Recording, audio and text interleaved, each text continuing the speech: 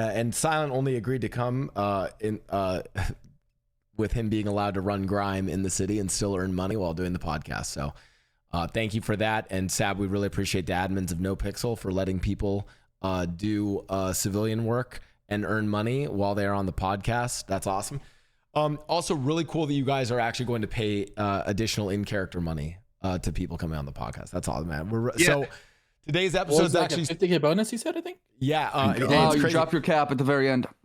So I just want to say to the NoPixel admin and dev team, guys, thank you so much for sponsoring the podcast. That means a lot to us.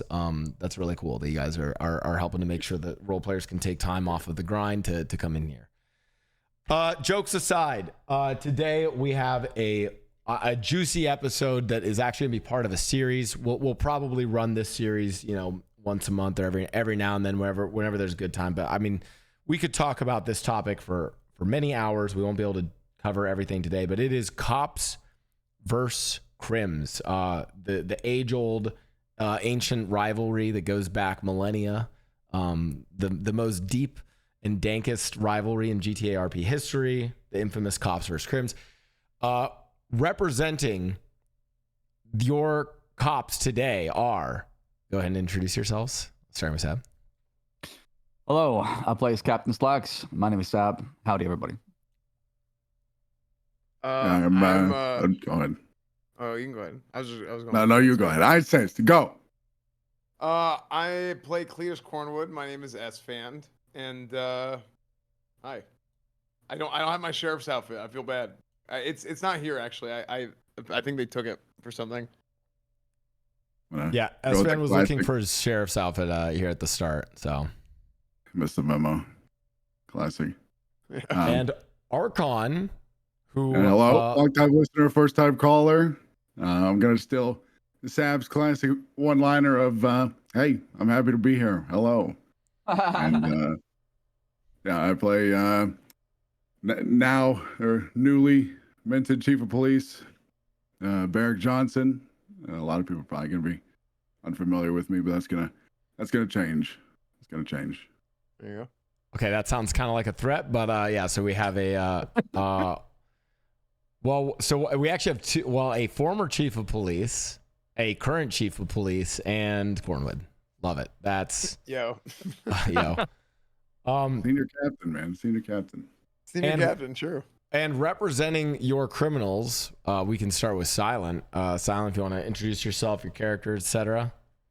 Can I just add, you see that OOC threat that Arckon just did? This is why people wonder why there's OOC beef. That was OOC threatening right there. Anyways, I play Flippy. Hi. Leader of Hydra Gang. Okay, Flippy. Hello. Oh, go ahead. Oh, sorry. No, my bad. Hi, my name is Whippy, and I play Dundee, Irwin Dundee. How long have I been playing Dundee now? Like, what, 5 years? Since 2019? I don't know. It's been too long, but hello, hi. Well, and to be fair, Whippy and Silent, both of you guys have played cops before. I mean, you guys have. Whippy, yours is Croc, Steven. Silent, who's the cop you've played? Oh, Garcia. That's right, Garcia. Joel. And Saab a long time ago was also once a crim. And then finally you have me, where, by the way, when we were organizing this and Rami couldn't come, then Whippy's like, oh, like, so I'm gonna be the only crim, and I'm just like, but that's true. As the YouTube yes, as the YouTube you will be the only crim. Well, listen, I just disregarded you completely. Well, I mean, as the YouTube comments remind me, I mean, I'm not really a crim. Let's be honest. Mickey doesn't really. Mickey has. Question is, how many butt cones do you have? Okay, that's what makes you a crim. I mean, hey, wait, really? If that's the case, I have a lot. So, yeah, someone in chat already saying 3 cops for this. Well, listen, I think I'm a crim, but I'm like, okay, let's be honest. My reputation is like I'm the biggest like cop glazer crim. I always just like side with the cops on OOC things. So that's just because I suck. Or as Kebun says, actually not even Kebun saying, it's actually Mr. K, the character, says, OOC, I'm a bitch. Which is fair. Well, which, by the way, in character, I believe means occasionally. So I just think that he's saying occasionally I'm a bitch, which is the way he explained it to me. So anyways, okay, cool. Cops versus crims. We have a lot of topics to go into on this. I think to sort of start, you know, I think we can all agree it's one of the coolest. There's a lot of good stuff we could talk about, but we gotta get to, you know, a little bit of the tea. What do you guys think is sort of the state of cop versus crim on NoPixel right now, and like what seems to be working, and then also like what seems to be like a problem with it, or like where are the biggest frustrations coming? You guys think? Wait, with what exactly? Cops versus crims. I mean, you can go with like, you know, whether it is like that's the thing. There's so much we can dive into. I think today it's mostly like kind of the current state of things, but like, so again, later on we could talk about investigations, could talk about chases, but like just sort of what are your general things? Any major frustrations you guys have seen? A lot. Where do I begin? Yeah, just, Me too. I could yap for hours, man. I could yap. I'm gonna let the new guest first, since you know I always give my opinion. So Whippy, Silent, Arckon, go ahead. I think I'll go first. Unless you want to go first, Silent. Oh, you're good. You're good. Okay. I think State of Crims right now, well, Cops versus Crims, I think it's come a long way from 3.0, but of course not perfect yet. I think like Saab, like when I was working at Mosley's at the start of 4.0, and we had started chasing that guy who didn't pay the waxing tax. Because you know we were scamming people. I was like, oh man, I'm gonna get arrested. I'm gonna get thrown in. But then like you actually talk to us and you de-escalate like, no one's getting arrested. We want to find anyway. And I was like, man, this is really good because like instead of actually doing the same old loop of getting chased, run down, beat someone, go to jail, it was actually like we were talking and it was like, oh wow, this is really good. I actually like this, even though you were going to pay them for the money that they lost because you knew that I was scamming, but then you lied to me. But I still thought it was like really good RP. But as time's gone on, I feel like we're slipping slightly back into the old 3.0 habits of, everything's kind of just going on like, how do I word it? Like, I feel like as a criminal, there's a lot of grinding. Like you have the butt coin, you have the materials, you have to go into the sewers if you want anything to do with moonshine. There's so much that you need to do, and it's a lot of work. I'm doing 10 to 12 hours a day, and I'm used to only doing 5 to 6 hours, and I'm trying to grind my ass off just to keep up.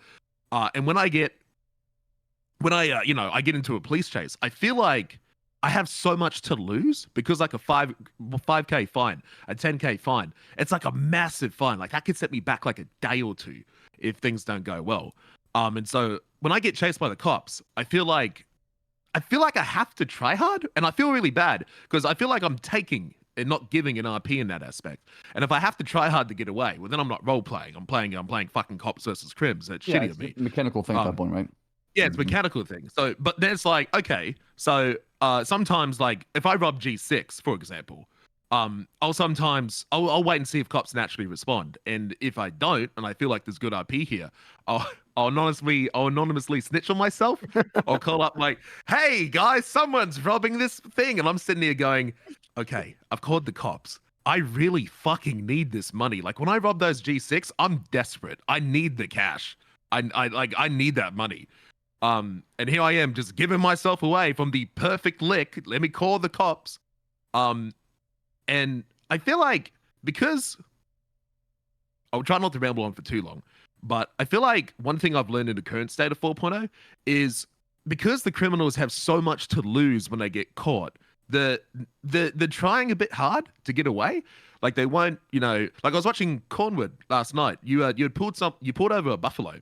That was 1060 stolen, and you'd walked up to it, didn't talk, and drive away, right? And like 2 bits, like from my cop experience, I'd go, well, shit, he didn't talk to anyone. But also from the criminal point of view, that guy may have who knows what on him, and it could set him back 2 days of progress. Like I wouldn't fuck around with that. I've been grinding for 9 hours. I got to get away. And so because the criminals have to try hard to get away because they feel like there's so much at stake if they get caught, then cops who are currently going easy get fed up with it because like these criminals are tryharding trying to get away. So I'm going to put turbos in my car. I'm going to go ahead and I'm going to start pitting early. And then criminals are going to be like, damn, these fucking cops are tryharding me. I'm going to start using rat strats. I'm going to start swapping to 7 cars to chase. And then the cops are going to go, what? now we got to start shooting tires. Too many car swaps. And then the same loop just goes on. And I don't know, that's how I feel it is at the moment. Like the same loop is going on, but one side, has so much to lose and one side's going easy. And then one side escalates and another side escalates and another side escalates. And then we just it's turned into full mechanical, like daily cop shootouts, like it was in 3.0. And it's like, do we want to go back to that? You know what I mean? Because I feel like, and to give you perspective on things, we've talked about this. When the PD was formed in 4.0, our biggest problem was how do we avoid going down the path of sweat versus sweat? How do we avoid the path of going down of, always trying to match the criminals? You can't. You just can't. And you have to live with the reality that you're not going to catch everybody, and people getting away is okay, especially with Rule of 6. Yeah. You just cannot have a perfect reality to where every single person is caught. You want to catch every single person as a PD. There's not going to be multiple swaps, and there's not going to be people going through strat. It's going to happen. And I think if you try to match that energy as a PD, you're going to get yourself in trouble because you're going to start promoting that kind of role play within the police department. And that's the main focus. So we need to focus on catching the criminals, knowing how to do the rat strats, knowing how to match sweat, knowing how to be mechanically gifted so we can catch them. I think that's a problem, but unfortunately, people just go down that path because it turns into PvP, not role play. Yeah, exactly. I agree with that completely. Like, that's why it's like, I always try to match the energy, like if I'm robbing a convenience store, I'll purposely not choose like a Lampadati. I might choose like two shitty Seminoles to have fun with, and I'll try and bring as many people as I can because not a lot of people get to experience crime IP. A lot of people actually don't know what to do. And so that's why I'll self-snitch. Like, I always try and match the energy of the PD, right? So like, I don't need to bring an AK-47 and 6 S+ cars to rob a convenience store because I know the cops are only going to bring two small cars. And so I'm always like, okay, cops are bringing this. I'll try and match it in some way to where, it's a fun scenario for everyone. Maybe I have a chase. Like if I get caught, I don't ever like get upset when I get caught. I only get upset if like, I don't know, I feel like I've been try-harded, or I feel like, the scenario could have gone on for longer, but instead it was limited because someone wanted to arrest me, which happens a lot more than I'd like it to, but a lot of times it doesn't. I don't know. I could just be wild, and I could be like the most biased crim here, like, fuck cops, I don't know, which is why it's good to get the opinion from all the cops here. No, I think you're definitely right in that. Like, I think, at least for me, anyway, I try my best in most situations to look at this and say, okay, how well can we, or what decisions can we make to potentially extend this like a few more minutes, or to allow people to actually have more opportunities to do something else. And while that will play into the whole meme of like, oh my god, you gave them like 10 warnings or like 15 warnings and all that, it'll at least like extend things to a point to allow other things to happen and other opportunities for other avenues to arise. Yeah, you're right, and I think that's like a good way to look at it. Like I always tell my crew, the Bondi boys, I'm like, look, I put it like in the rules channel when they join the Discord. I'm like, look, fellas, if you're here because you want to get a fucking $1 million Vinewood house, too bad. We're L criminals. We're gonna go to jail because we don't do the most perfect things. I purposely try and make any chase I get into somewhat exciting. Like I'll nerf myself. Like you'll notice I never try and hide my identity. I'm either always wearing my jacket or I'm. I was offline robbing the laundromat and I had to sneeze in real life. So I roleplayed walking behind the hostage, taking my actual mask off, sneezing in front of Moon Moon, and then putting it back on and going, you didn't see who I was. It's not me. Because I always feel like I got to give, I feel like criminals need to give in police chases. I feel like you need to allow yourself to be caught. Yeah. It's not even that, just give and take. Like, you're going to run to people that are going to have a plan where they get away in 2 minutes. And then you're going to run into people that are going to get away in 20 minutes, right? And sometimes people are going to just do a bike swap into tunnels and get away. It is what it is, whatever. You just got to move on and say, whatever. We can't beat that, whatever. And then sometimes people are going to give you a classic old-fashioned chase of going through Los Santos and it being cool. And, there's maybe a boat involved. Maybe they're swimming. Maybe it's like a foot pursuit for another 5 minutes, something like that, right? Where it's just not cookie cutter, gone in 2 minutes, goodbye, we're done. Yeah.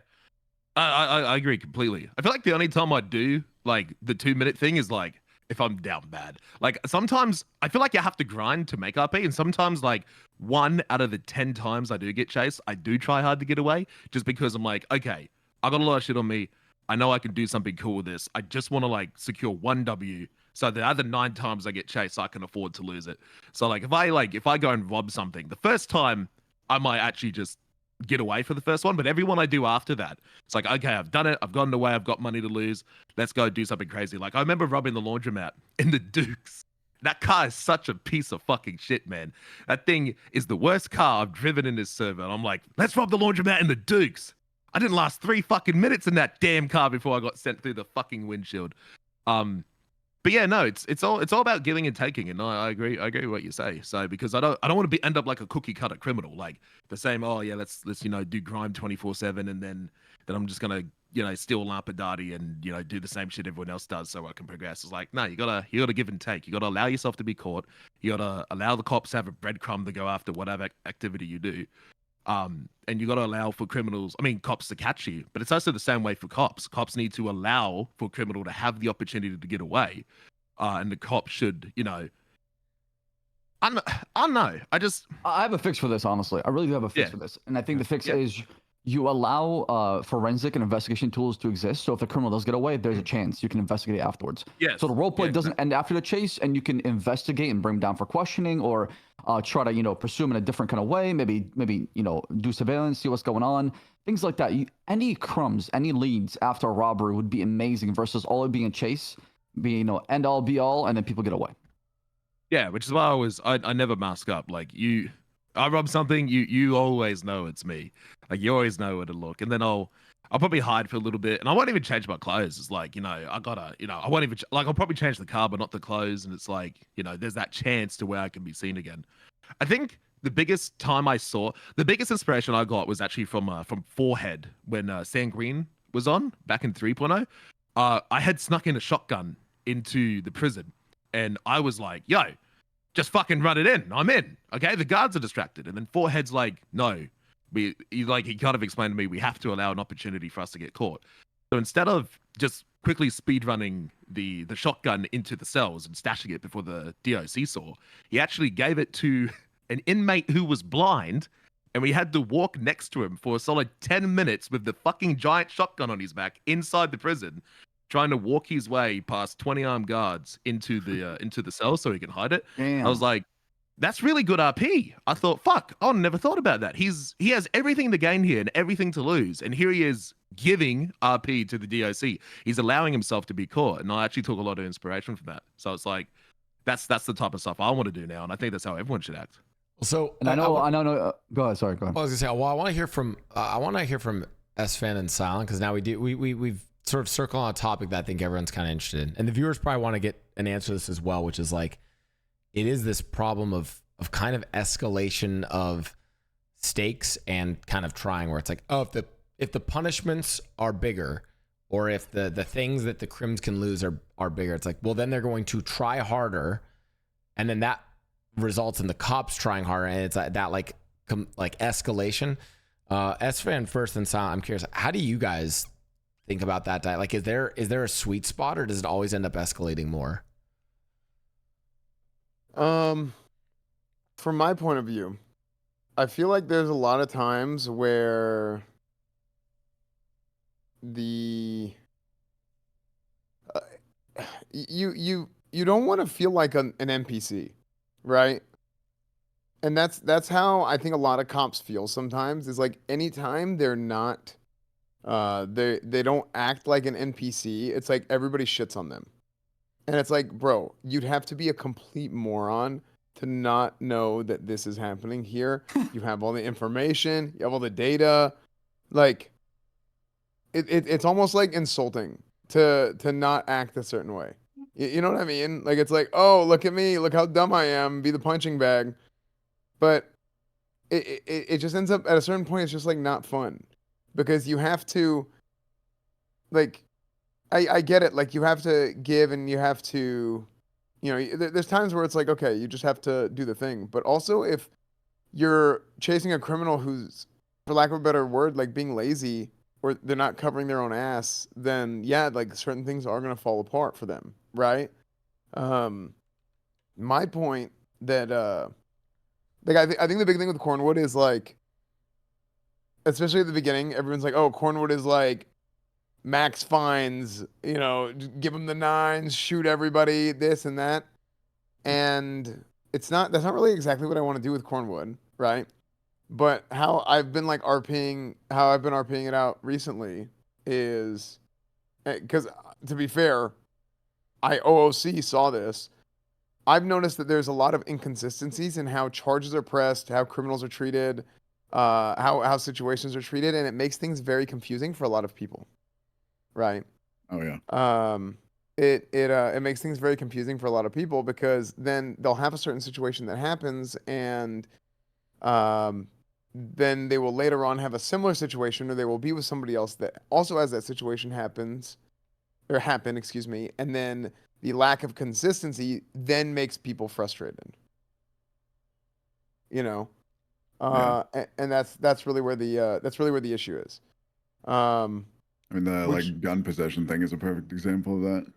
Yeah, the thing last night is a good example, which is we'll talk about. I do want to talk about that, by the way. Yeah. Normally, I try not to talk about specific instances, but that was a spicy one. I'm curious. I think it's important to talk about specific instances. I mean, obviously it's your show, but I'm totally down to. No. About it. We should. I actually just want to briefly, because I've heard from everyone so far except Silent. So I'm just kind because Silent. Let's be honest. You play. Silent was there. Yeah. Oh really? Yeah, I'm just letting everyone keep. Oh, I was gonna say. Yeah, well, because I know Silent also plays a Crim in a very different way than Dundee. Because I mean, you like as you even admitted, Whippy, right? You with the BBMC maybe don't care as much about kind of maybe the MMO style progression, right? Whereas like and that's right. Well, like you said, you guys aren't getting Vinewood houses, right? Like we're an L. Like you even admitted that for the BBMC. Whereas the way like Silent, I feel like is running Hydra, maybe similar to say like the company or even like Chain Gang, where it's like, hey, we're actually trying to build, like we are trying to progress and see that. So before we get into the topic from last night, which I wrote is a big thing, I am curious, Sound like, what are like your broader thoughts on like having to try hard when things are at stake for like a big operation? See, I feel like my opinion is gonna be similar to everybody's, right? I think I'm on the more like tryhardy side on both ends, right? I feel like I definitely am on the tryhardy side of my end, but I want to see cops like so for example, I'll give like some of my favorite cops that I've dealt with around like shift 3, right? It's like someone like Snow. Like he was always like a really good example for me because he, in my opinion, like if you piss him off, then he'll go hard on you, But if he senses that you're like going like an easy chase, like recently we did like a 10 bike chase or whatever, he had a car, and instead of staying in the car, he gets in his bike and he starts chasing us in the bike that he could, I saw that, by the way. That was funny as fuck. Yeah, that was that's dope. the ultimate reading room right there. Yeah. So I like those things. And then I guess to kind of go back to one of the things you're talking about, like how I feel like one of the biggest issues when it comes to cops and crims, right, is when one side escalates and other side keeps escalating. It goes back and forth before, like, used to have these like what were they called, you just shoot cops or whatever. What is it called again? Ambush? Hell Week? Yeah, Hell Week. Yeah, Hell you said Week, it gets to like Hell Weeks and stuff, Season order 666. Yeah, exactly. And I think when it comes to those type of situations, I think the cops are the most important role on the server by far. And the reason I say that is because, for the longest time, one thing that I used to hate on the server, I think it was like, I'd hear it from streamers sometimes, but it was mostly like a viewer thing, is for some reason people used to have an issue if a cop and a crim talked out their issues, which was the most like frustrating thing to me because That's so weird. yeah, it's so weird. But for the longest time, it was like a big issue. But my That was in favorite 3.0. thing, Yeah, that was a big issue in 3.0. yeah, Why? but my favorite thing was like talking to like Snow or talking to Brian Knight and de-escalating things in character, because not everything has to lead to out of character issues. Like obviously, some frustrations are like out of character, but I feel like a lot of time if I have an issue with someone, like talking to them in character ends up solving so many issues in so many ways. Yeah. So I want you guys to tee up and talk a little bit about the stuff from last night. I'd love, Esfand, if you want to lead that, get that. But before we do that, I actually realized something. Okay. Sponsor? No. Oh, well, we might have. We might actually, yeah. This That was the episode's sponsor sponsored by your segue, it was. sponsor. That was. It Hey, could have. listen, That just would have been before. awful. sponsors. We are Roleplay Podcast on YouTube. Guys, our last episode was our most viewed episode on YouTube. We are on the up and up. And I'm not even I actually I did talk to my agency yesterday. I was like, yo, do you want to get a sponsor for that Roleplay Podcast thing? I was like, oh shit. So now hold on. To do that, because here's the problem. I don't know, Doritos or some company is going to sponsor this, and then they're going to go in and they're going to see my chat like it is right now with all of you guys yelling about Cornwood only takes W's. Why is Mr. K not here? Blau's a OOC a bitch, which that one I'll let slide, but okay.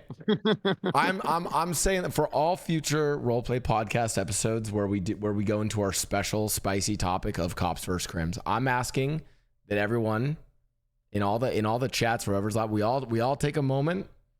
We're gonna hold a little prayer, okay? We're gonna join me in prayer on this, okay? Mm-hmm. And okay. In this moment, okay. So, Devs, hold hands together. Oh yeah, we're all holding hands. Okay. Devs, thank you for blessing us with the content before us, and grant us our W's, and may we not maul during our L's. Let us be excited for the Pog chases, and not flame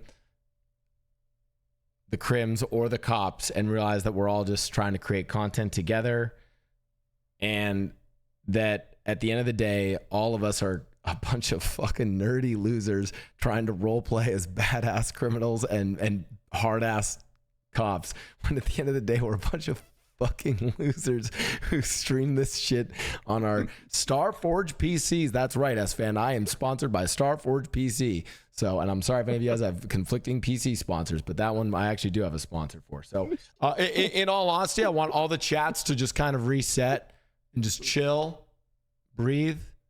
Hey, it's cops versus crims, but we're all just trying to create content. Amen. There we go. Amen. That's Amen. right. All right, so why the fuck did you guys ruin Mr. K and put him in jail for 3 days? Dude, Yeah, what I'm the telling fuck, you, guys? I'm gonna keep it real. Strictly I OCD. actually hate Kevin IRL, and it was very personal, and I let my out of character feelings affect my character in game, and I was being very aggressive on purpose. And I wanted to speak over all the other cops, and nobody else wanted to charge him except for Cornwood, and that was very personal. Yes, 100%. Yeah, it was, Hey, So thanks for what you're coming. 4K. So what you're saying is you weren't playing a character at that moment. It was just you. No, I OC. was I'm completely out looking of at staff inquiry right now. So but even gets better because it was scripted. Because some viewers probably don't know what happened, and I think it actually is a really good. Normally I'd say we don't talk about specifics, but this is such a good specific case to talk about because there is like a lot of I think a lot of the frictions in 4.0 cops versus crims have come up from this. So if you guys want to just give like the briefest overview for viewers who don't know like kind of this, because it's a severe situation, right? So give them the TLDR. Yeah. Okay, so for real,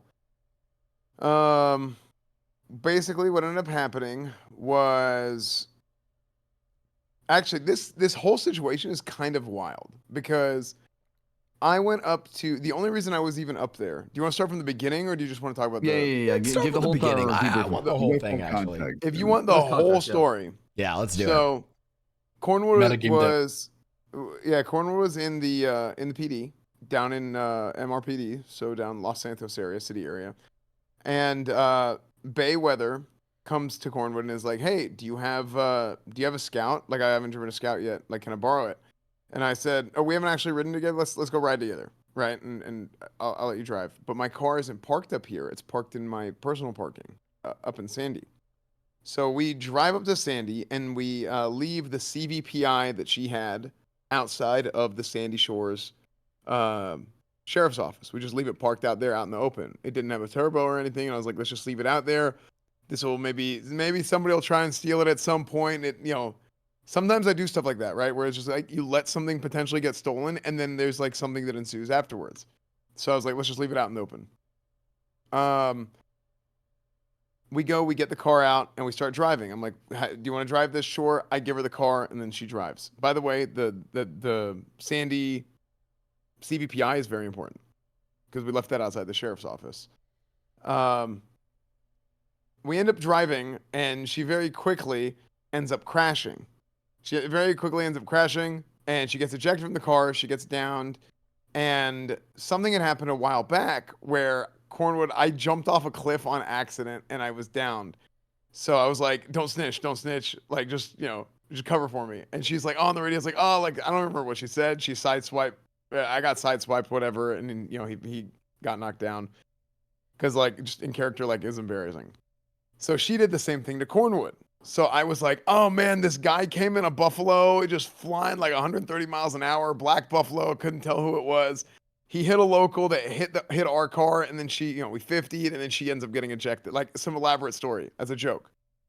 So we need EMS. So EMS are on the way, and then other cops then get on the radio, and they're like, oh, shit, we got to find this guy. So we're going to code 6 the area. And the whole time I'm like, oh, my gosh, I was just making a joke, right? So I was just making a joke. So there's other cops in the area, and I was searching for this, but we're just going to play it out, right? Because it's whatever. During this time, while we are waiting for the EMS to get there, Kay and his crew drive up in a red pickup truck, and they're like, hey, whatever. They're talking to us for a minute, and they end up kidnapping Cornwood. So they hold a gun up to him, end up kidnapping him, throw your gun on the ground, throw your radio on the ground, and get in the car, give me the keys. I give him the keys, hands up, whatever. But while this happens, the EMS show up at that exact same time. So the EMS show up at the exact same time, but they go through with kidnapping Cornwood, and we end up driving off. We're driving off. He's like, what kind of car is this? Oh, this is real nice. You got a turbo in here? What do you got? And I was like, oh, best of the best. It's a 99 turbo, right? Like, just kind of giving the info, giving an opportunity for the turbo to get stolen, all that stuff, right? So I'm playing it out. Put your taser in the lockbox or in the glove box. Now, I had a second gun on me, too. If I wanted to, right? If I wanted to, I had a second gun on me, and I was going to pull it out. But I was like, I continue to let it play out. And I'm like, do you still have your gun on me? And he's like, yeah, I do. So he put his gun on me. So I wasn't going to, like, try hard it, right? And just let the story play out. He asks, he's like, you got 2 sheriff's office up here, right? And I'm like, yeah, we do. We have 2 sheriff's office. So he drives, I guess, to Sandy, but he doesn't go to the Sandy PD because there is a CVP. I didn't even know this until chat said afterwards. So because of that CVPI there, he didn't go there. So instead he drives all the way up in Polito, which gives more time for the cops to respond. So we're there at the PD for like maybe a minute or so at Polito, but apparently it gives you the option to sign up at the Polito PD, but you can't, or to sign in and sign out, like it shows the little icon, but it doesn't work in the Polito PD because it's not active yet, I guess. The Sandy PD is also not active, but it does give you the option. So we went up there, couldn't sign out, and duty off doesn't exist anymore because at that point I just would have RP'd it out as like, okay, I'm signed out, and then I duty off, right?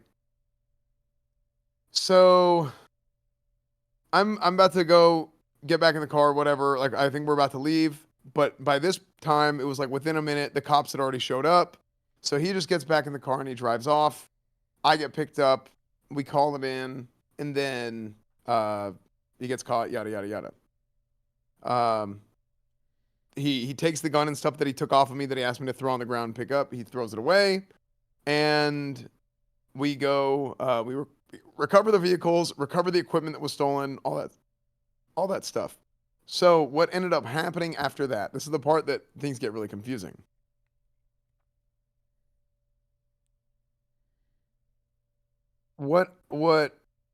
How I have been playing Cornwood because of the lawyer stuff, because I got suspended and I was a lawyer for a week and I saw both sides of it and I was like, holy shit, the cops are doing so many things wrong. The cops have been doing so many things wrong, and people have these inconsistencies in procedure when they have charges pressed against them and all this stuff. This is something we need to fix.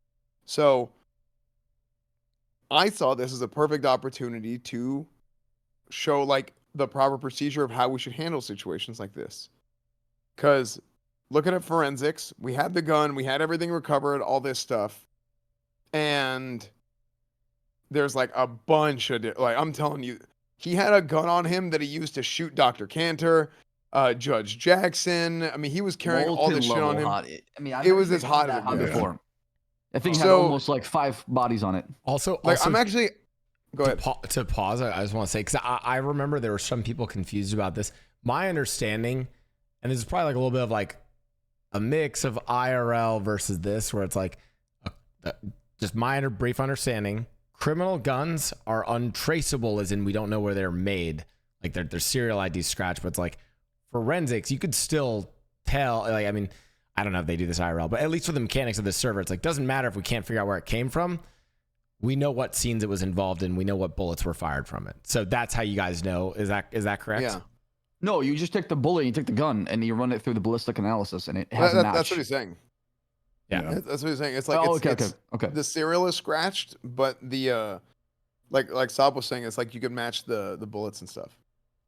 Because that's what he did, right? Didn't Duncan shoot the gun? He and shot the gun, and then he matched it to the casings and the gun to multiple scenes. Yeah. So yeah, basically using like the data that we have in the forensics, it ends up matching. Now,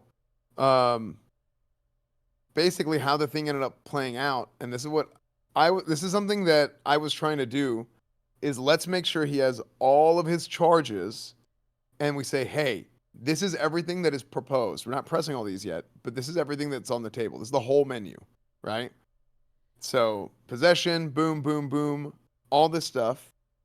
And then let's talk, give us a guilty plea. Let's talk. And Kay was one of that. So I think this is something that happens.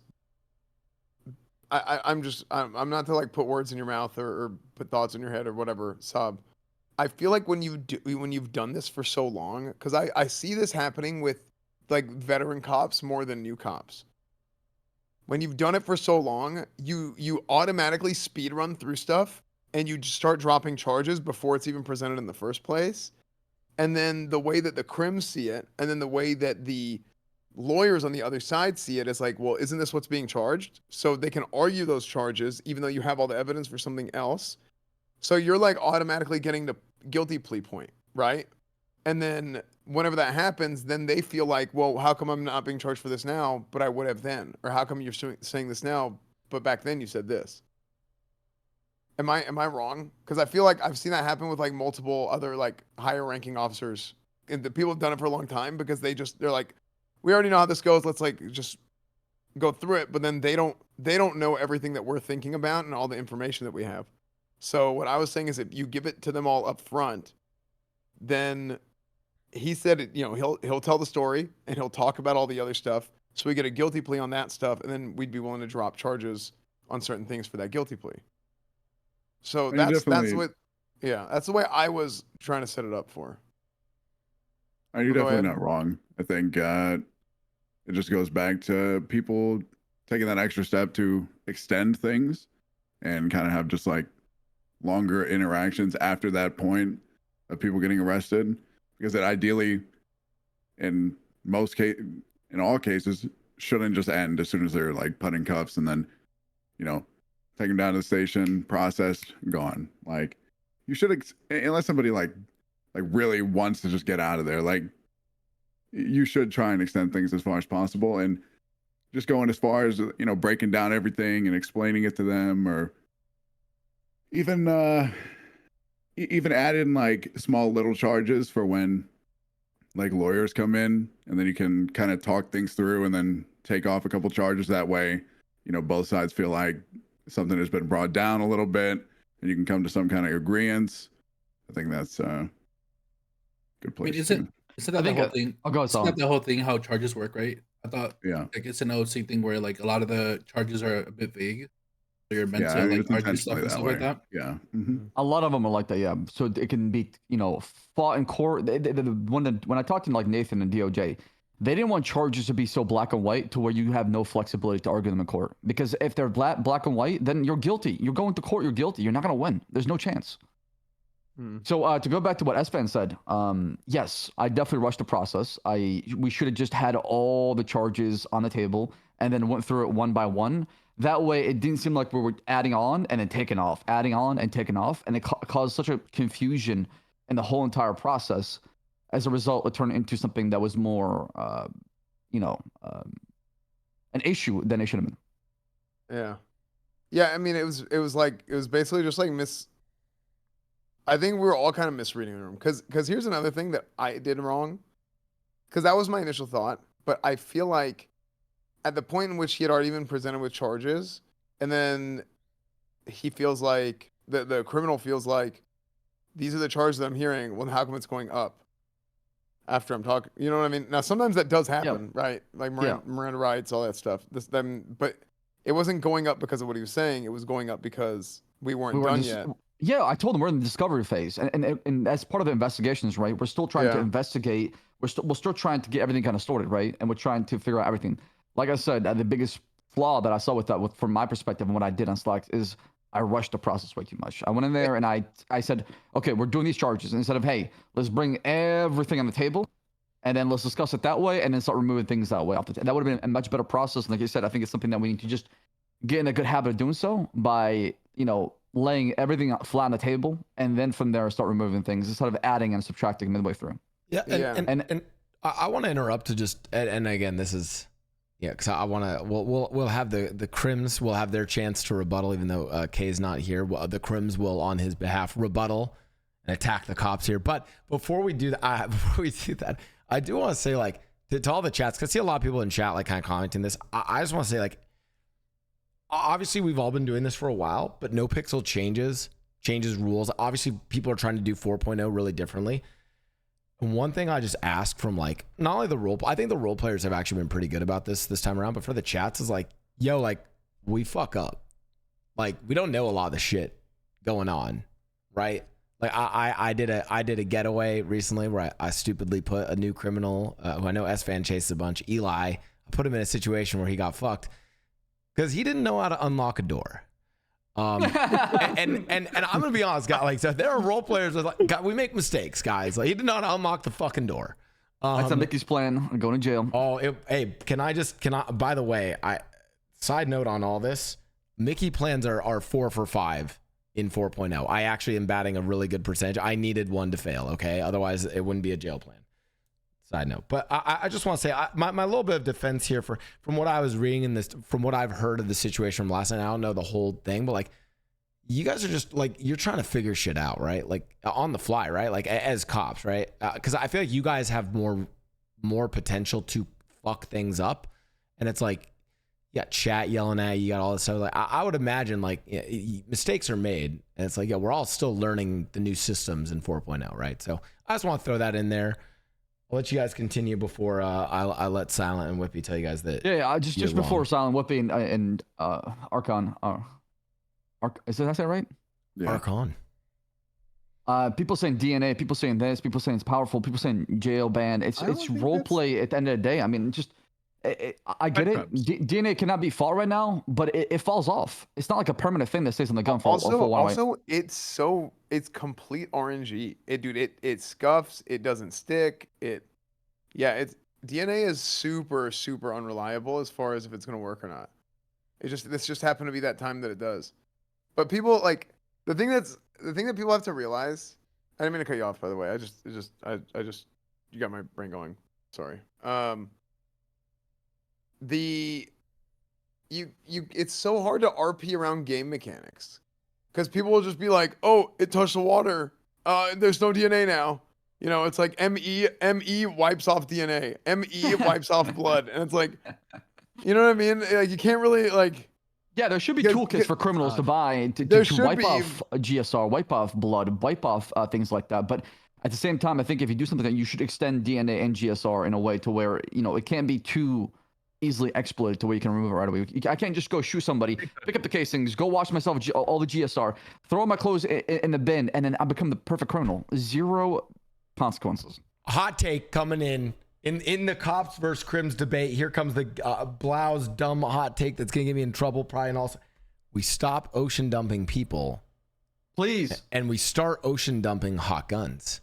I don't know why. So like, ocean dumping ourselves. No, not ourselves. No, like Yeah, I'm go on, seriously. run it. I'm surprised if you have a molten hot gun that has fucking I don't know, the Abraham Lincoln assassination on it. Why don't you just? And it does get to the issue. Yeet. They're expensive, and it's they're the too grind. valuable right now. They're too valuable right now. But I'm like, I think that's probably the counter to that. But like, I'd be like, fucking get rid of that shit. But it's crazy. We're more okay. Like that is the issue. It's like we're more okay like ocean dumping people than we are getting rid of a molten hot gun. I wish there's an ocean dump mechanic that washes you on shore. That way people cannot just constantly ocean dump people. I don't know. Anyways, Yeah, like it was like a mini game or something that it's like, oh, I survived or something. You know what I mean? Like I have a chance to. Or Yeah. just if you're in there for like 30 minutes, it just washes you automatically on shore, teleports you to the beach. so Well, because you can get local EMS, right? Isn't that the rule? You local EMS and then you forget whatever happened from the beginning of the incident. ocean dumping. I think it's kind of like I've it's never not been like a fan good, of it. but Even when I did it on Yeah. Saab, I was like, oh, this feels weird. I was it just saying feels like weird. I was saying I think you can like if you like hit someone over the head with a wrench or shoot them in the head, you can literally. I think it a cool thing to do would literally just to like OOCL local or even like and just be like that was a severe hit to the head. We got the best person who roleplayed an ocean dump by me, and that's Whippy right there on Dundee. I mean, he made an RP arc out of it. I think. There you I mean, it was all because you did amazing IP. Like, I had no idea it was you for like a long time. I was like I was completely fooled. I had like usually chat spoils a lot for me, but that entire time when you were ocean dumping me, I had no idea it was you. I actually thought I was getting saved, but that was years ago. But As a cop, which is unbelievable, man. Holy shit. yeah, I was like, I've never seen cop corruption. That was my first time seeing cop corruption on NoPixel. It was like, Yeah, Andrew says right, I do it for the boys, and I had to do it for the boys. Okay, I'm gonna make this big. I have to ask. So I want to hear from Arckon and Silent here on the case situation. Silent, be the defense here for Mr. K. Like, how do you view this situation? Like, where and I know Kevin's not here to discuss, but like, where do you think like frustration would come in from like the criminal side in this whole issue? You know. Okay, so this is a mix of my opinion, and I also I watched the situation on and off. I was like muting and doing other stuff and watching like Esfand's POV and everything and Saabs and stuff. But I watched Kevin stream a little bit too, and I actually do remember him saying one thing that kind of does. I guess I don't know full context, right? So I'm asking you guys. I know one situation he mentioned at one point is I feel like sometimes we talk about give and take, right? But sometimes I feel like I'll go in the cells and maybe I'll try be a carrier and argue charges. But the more I talk, the more I try to like give roleplay, sometimes ends up backfiring to the point where you end up getting punished even more. Which I feel like is a turn off. It's like a roleplay or whatever. And then I feel like you get the worst end of things. I don't remember how he worded it, but I felt like he felt that at one point. And he said that like, I was getting a certain amount of time. I sat there, we did the interrogation. And then you ended up having actually like triple time or something like that. I don't know exactly the context of the time he had before and after. And this one's a hard one. So despite the fact that I have always I'll talk to cops as Mickey and have in 3.0 would fuck myself over doing this. So my mom used to run a criminal defense firm. And yeah, you don't fucking talk to the cops. Like, so this is where we get into a weird thing where there's us playing characters that role play does not match up with like, so this is this is the way I see it. Like, sounds right. Like you actually, as a criminal, by the way, great advice for everyone in chat. Do not talk to the cops. So I am serious. No, I actually am like, and again, I'm talking about like don't talk to the cops. They are not trying to help you. It depends on the situation. By me, like I'm serious. Where I'm like, if you're detained and like get a lawyer. Like that's basically what you do. You use your Fifth Amendment right and you get a lawyer to talk for. You never talk to them. That is like just a straight up truth. And in reality, the cops are not they are not your friends. They are doing their own thing. So we get into this weird situation where Silent's right, where it's like, yeah, the thing that makes sense is to not talk to them. And realistically, if you're Cornwood or you're Slacks, you want the Crim to talk to you and potentially to fuck them over more. Yeah, but that's not the way that we should be playing it. Right, Which has been, yeah. And obviously, Yeah, I like agree. on Slacks, I don't share this perspective, but like Mickey tells me all these things about Mr. K. I hear about the dragon. I hear about this man who has so much influence and power and can fuck up a whole entire city if he wants to. And I'm trying to show that in character, trying to show a little bit of fear, but also being fair, right? And I'm trying to roleplay that part. I feel like a lot of people don't think about that. I'll be honest. I think a lot of people don't think about the ramification. What happens when you throw a criminal in jail? What happens when you go after somebody? They think that you throw them in jail, it's over. That's it. No, they come out and they're planning. They're planning revenge, and they're gonna take out a lot of cops. Yeah. And then sometimes cops get targeted who have nothing to do with it, and then they get upset because like, what the fuck, man? I'm trying to do quick traffic stops, and I'm getting gunned down for what? I think. But also, here's something else though. At the same point, people don't do anything about it to defend themselves because they're like, oh, I have to follow my procedure. So a lot of times it's like people are like, again, it's the whole thing where you're being treated like an NPC. That's why they feel bad about that stuff. People don't like being treated like they're just like some random NPC in somebody else's bullshit. That right there, like because you explained it to a T, but if you think about it, if the cops go who are getting like gunned down for no reason and they actually like full send defended themselves, they're armed to the teeth. They have so many tools. They're you see what I'm saying? There's so much they could do to defend themselves, and it just makes them feel like they have to do something a certain way because, especially, just truthfully, there's a lot of people. They're small streamers, right? Like let's say you got like 50, 100 viewers, and then somebody with 10,000 viewers plus whatever comes in, or not even that much, but that's like a lot of viewers, right? But if even somebody with like a 1,000 viewers plus has something happen to them, and then they all of a sudden have their chat get doubled. You know, people sometimes say, oh, it's only like 5 people, 10 people, 50 people in chat. But think about it. If they have 50 viewers, they don't have 50 chatters, right? And then all of a sudden it's insane, right? This is like, it is completely unacceptable behavior. It is not right. It is not okay. Like nobody in the world should be okay with their chat going and doing that to somebody else, especially not somebody who has like 50 viewers, 100 viewers, whatever. And then they feel like shit in real life when they just kind of want to just do their thing. They're not being malicious or whatever. Like, that's so shit. That is so shit. That is not okay. And like, if anybody in my chat ever did that, I would actually just, I would ban them 100% out of my own chat. Yeah, same. Yeah, no. At the end of the day, everybody is like here to have fun, right?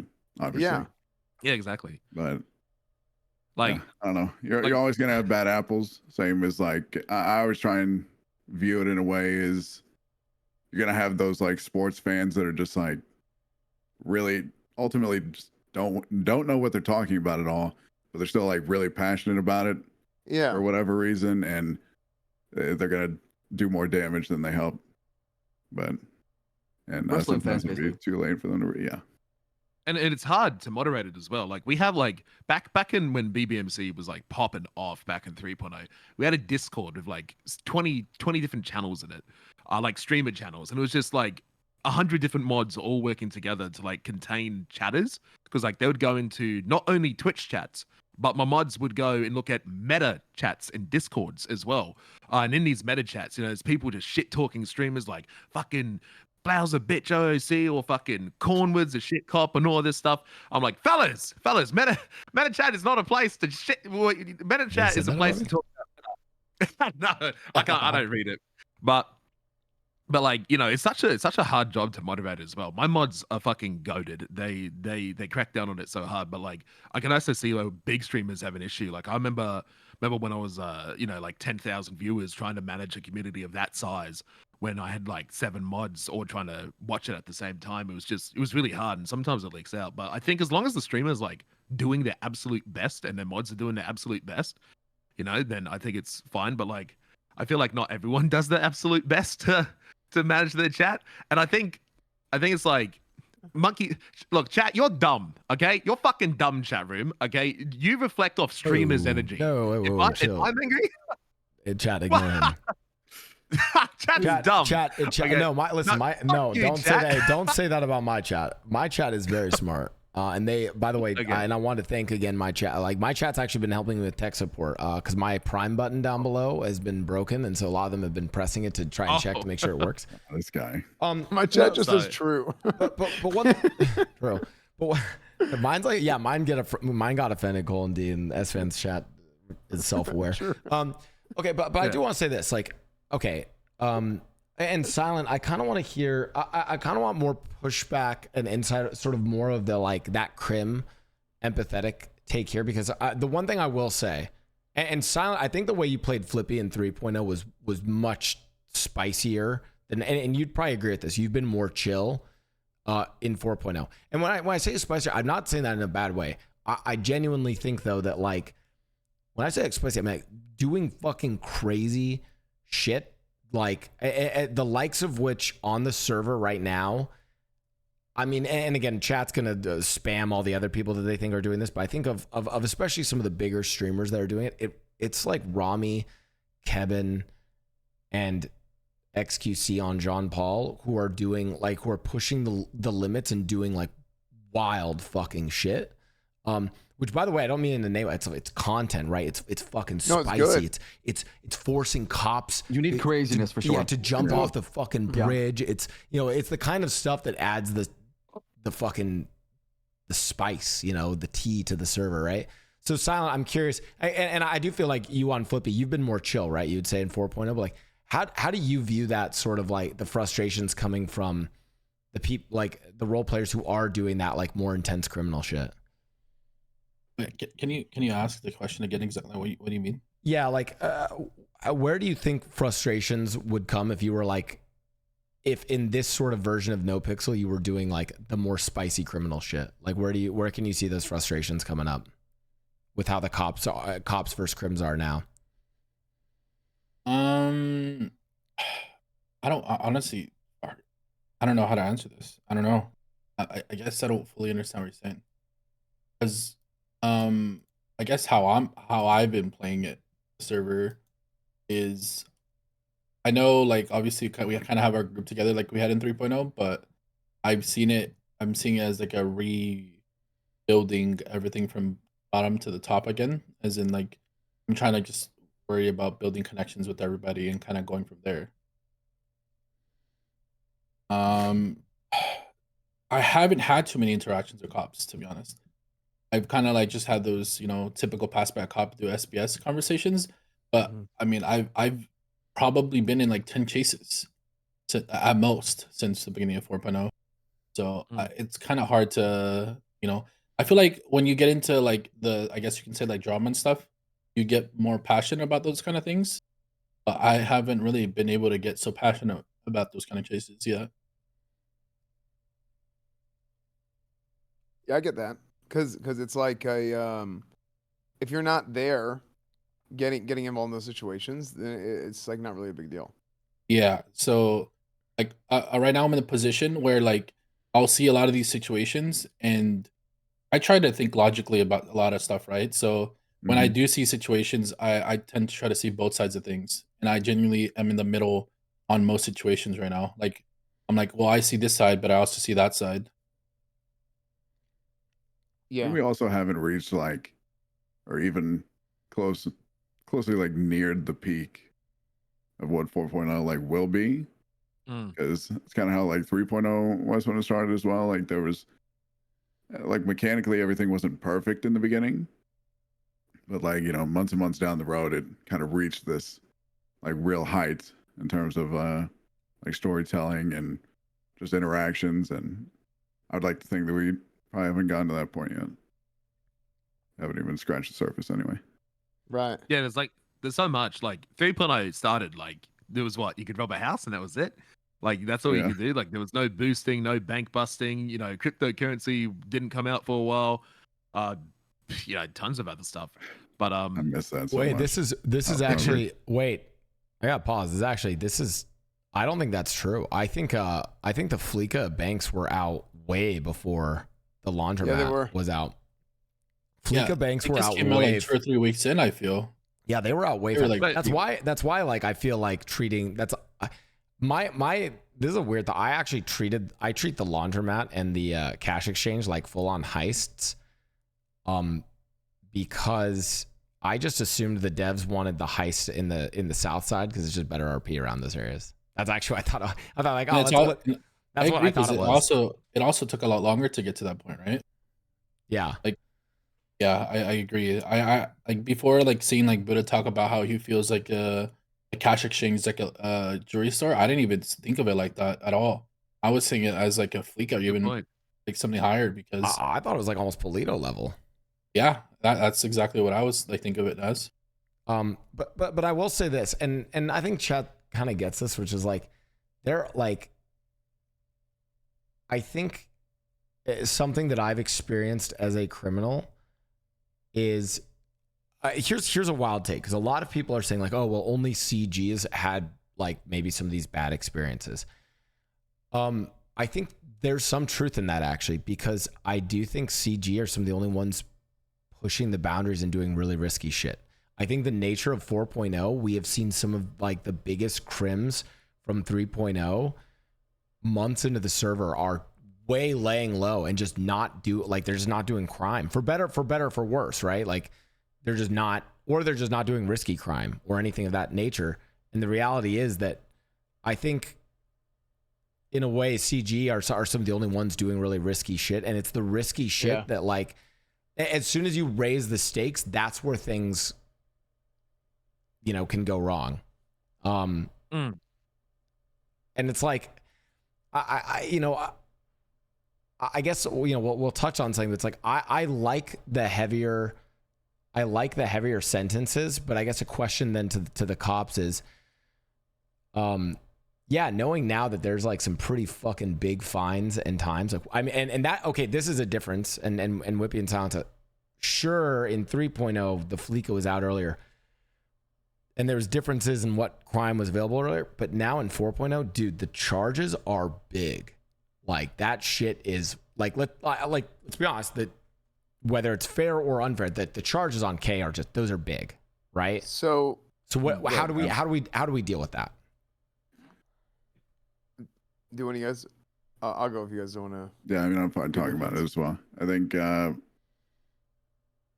mean, I guess the concrete example is, I mean, the one that everybody wants to like talk about, obviously, is like the charge for robbing a cop and the charge for having a cop gun on you. Each one is like a day, and then straight up just the robbery is 10,000, and then having the gun is 100,000, which you got to think about like why it was, when the change was made, like what was the reasoning behind it? Like when it was instilled like by the DOJ and stuff like that, it was because cops were getting robbed like 3 to 4 times a day. So in order to try and combat that, and at least to me in like a role play aspect, that was the reasoning of why it becoming that way. Now I'm in a difficult spot because like I very much feel for the other side in this term, because like I think the fine is probably okay, but the time is like, right, it's a small, I feel like it's a pretty small thing. Like obviously we don't want to set the precedent of like you can just rob cops all the time, or it's okay to have cop guns on you, but at the same time, like you're essentially at this point like throwing somebody's whole day away, sometimes 2 days now. And kind of, it's something I've always kind of teetered to both sides with. Yeah, I mean, if I was to, so I'll be honest, if I was to actually look at like, if I was, and again, I'm not like, and there's 2 points here. If I was to look at how the cops handled the case situation, I'm like, okay, and you want like a really severe time. This is like and maybe viewers will tell me this is fucking dumb. Maybe you guys will tell me this is dumb, but I'm like, I feel like there's this really severe level of crime where the whatever minutes, months, whatever the fuck you give them doesn't matter. Where I'm almost like, just make it kind of big enough in RP. Where like, I almost feel like for K, it should have been, yo, this happened like late last night. He's locked up, and whatever the time is, tomorrow. So today, and I know people in my chat are saying he's like doing some role play in like prison. Like today, Mr. K is in prison, and it's a whole prison arc for him today. Bam. Yeah. And then tomorrow, he's out. Right. And I think the only time I would say that you should probably go longer than that is straight up like you literally permit someone, like you murdered someone, terrorism, right, insane cartel drug trafficking. Other than that, I actually just kind of think like a good balance is like 1 day in prison, you do prison RP that day, and the next day you're out. Like, you get what I'm saying? Because I feel like people looked at this like, yeah, Kay's gonna be able to make like it's Kevin. He's gonna be able to make content in prison. But like, we literally had this. I think Esfand on the Cops podcast said it's hard to make content in prison after like 1 day. Yeah, It's hard. there's nothing to do in prison. There's no DLC either. So who plays Larry Knox? Oh, Uzi. Uzi. So in character, he actually came up to me with a great idea, and I messaged Saab about it. For some of these really big cases, what if we had a mechanic that was, instead of sending somebody to jail, they're under house arrest, but they have a tracker on their leg, just like you have a PD tracker, because we actually have a tracker that we can put on people who are on a hut. So you put them under house arrest, and now this is something the devs would have to code, and I don't know. I mean, I feel like it's you could do this, but you can put them under house arrest, and they just have to sit in their homes and do whatever. Like it's something we could give them, not an option of, but like when we see fit. I've actually never thought about that, but me as a Crim, I'm telling you right now, the possibilities of that is insane. You can still feel like you still feel like you're part of the gang. Your private talks with your gang if you need to, just anything, like you could still run a gang while being in house arrest. Yep. Like I think that's sick. You know, who knows? You might even be on radio and you drive by the house and you're like telling them stuff. Hey, I just saw 2 cops this way. You know, like you'd have like a lot of cool shit that you could do there. Like I think that would be sick. Right? Now again, that's something that we'd have to be able to figure out, or like have some other someone in chat said give them a curfew.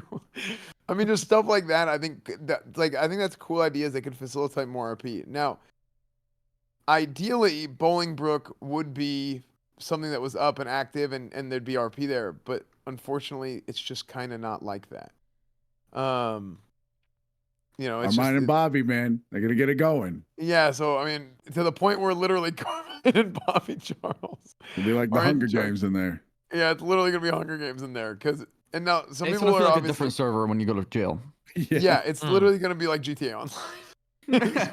It's gonna be stupid.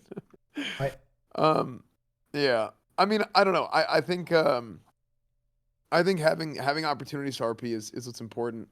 Back to the original question and to Barrick's point, like a lot of those charges and stuff were made up whenever it was a different time in the server, and I think a big thing is we just have to use like officer discretion to approach some of these things better. What ended up happening last night was these things were being approached differently by different police officers. I think there was actually 3 lines of thinking last night from the police standpoint. And then there was K's POV, which also, to be fair, wasn't great. Because I do think he was being cooperative at first, but then whenever he sees like, oh, the charges are going up, well, I mean, yeah, then he got like pissed about it, and he's like, I don't want Cornwood in here. I don't like, you know, because he's talking and the charges are going up. But in reality, what I was trying to do with Cornwood was have him lay out all the charges and facilitate, to me, like, so there's like you know, some of the really big crims on the server, right? And K is one of them. So that's like a very big moment, right? Where you're sitting there and you got Captain Slacks, you got Duncan in there, you have Cornwood in there, and you know they're interrogating him. It's a big moment, right? Where it's like, hey, we found all this shit on you. We know that you shot Dr. Cantor. We know that you shot Judge Jackson. The MO matches up. The evidence matches up. We got forensics. All this shit. Right? No. And let's put everything on the table. Hey, you son of a bitch, you're going to jail for life. Okay, it's over. We have all this shit on you. And then all of a sudden he's like, okay, I'll talk. And that's when you start getting the guilty plea. It's like, look, I'll admit to some of this stuff, but I'll talk. So then that's when you do like the negotiation of, you know what, we'll drop the possession charge. We'll drop the, and then you start dropping some stuff, and then you work something out where he admits to some of it. He has to, right? Like, obviously, like, you can't run around the server and just shoot up everybody, whatever, for weeks and like have no consequences at all when you get caught. But there's like a midpoint. But what ended up happening was the whole thing ended up being weird, and a lot of it is due to, I think it's due to a preconceived notion of how things go with PD that is probably going to take a long time to repair. But that's the way that I was looking at it and trying to have Cornwood kind of like play that out in RP of having been a lawyer for a week, and Cornwood now sees both sides of the fence. So that's essentially what happened. And then Saab was basically like on Slacks, you were going through and kind of like, okay, well, let's just like already drop this, and he's going to talk. And then it turned into like a whole thing because then he's like, well, I thought those weren't even charges in the first place. And then it snowballed. Right. And then you had some of the other cops who were like, I mean, this is dead to rights. Why are we even talking about this? Just charge him. Because we have all the evidence. Why don't we just charge? So there was actually like 3 lines of thinking. Yeah, there were 3 schools of thoughts for sure. I just felt like, like I explained the in-character reasons behind it as far as, the ramifications and fear. And on top of it, I felt like what happened with the role play and how everything transpired from him robbing you and us recovering the weapons and everything, I felt like it was an appropriate to just hit him with a robbery charge and then add the hot gun on top. And that was just all of it, right? Because I just felt like if he possessed a gun during the moment or he tried to use it, okay, hit him with criminal possession, things like that. That's what I felt like in character, because I felt like what Blau said, hit him with that, give him that 1 day. It's a good timeout. It's a good cool down. And then from there, the roleplay can naturally go back to where it was. Yeah. I think one of the, and I want to hear from Whippy and Silent, get a little bit more, Crims, come on, we got to stand up and clap these guys back, first of all. But I will say, and this is to kind of speak on, is that like a huge issue that I think the chat's run into, and something I've been kind of cooking up, thinking about like all the crazy shit that like, especially Mr. K has been doing in NoPixel. I have 2 thoughts. Number one is like, it's literally like we're like trying to like figure out how to catch up to the craziness in a way, which is like, so imagine like the first crews doing heists are basically like the beta testers of like the dev work in NoPixel. So like whatever crew hits the first heist, and everyone always says, oh, it's the scuff is, hey, you guys signed up for it because you're the beta testers. In a way, with 4.0, when you're the one who's doing the like craziest criminal shit, which is basically, I don't even think people would say it's Jean Paul at this. It's literally Mr. K. Is like almost like worlds ahead of every other criminal in terms of just the scale of shit that he's doing. It's like he's beta testing that. Like we're having, and what's funny is the person who did this in 3.0 was XQC on Jean Paul, to the point that, and I used to joke about this when I was the mayor. There was more legislation passed because of Jean Paul than because of Mickey, the longest standing mayor, because they had to like keep up with like the craziness that was going on, right? So I think they're, I think for the chats, like, maybe a way, like, and again, I'm thinking like, because I know Kebun's probably just making fucking content out of it and is smiling, like looking at just like the fact that he's got insane viewership and is driving this kind of content on the server. So I think for the chats, one thing is like, just be like, hey, you know what? Fuck yeah, man, you got charged with fucking 3 days and that much money. Like, you're the only one fucking even able to like get to that, like to get there, right? So I think there's some degree of like, we almost like embrace the fact that like, yeah, shit's gonna be a little like fucked for some people. I think the second thing is what Esfand kind of talked about, is like, it doesn't seem like people know perspectives, right? I think Saab got shit on a lot because you're trying to probably be a little bit more chill with K, because like, you got told who the character Mr. K was. Yeah, Mickey literally scared me to shit thinking about this guy, because I'm not playing a character from 3.0. I'm playing a character from 4.0, right? So I'm using the character's perspective and lore to give me perspective on how to deal with that person, right? Because I don't know what kind of cold killer this guy is, right? Yeah, and that's the thing. Is like, I think like, Yeah, but people don't know that. So when they see you doing this, they're like, I feel like Saab's getting spammed with like, oh, CG Saab always trying to be nice. It's like, no, dude, like there have literally been in-character conversations for like months between Slacks and Mickey, where Mickey's like, do not fuck with this guy.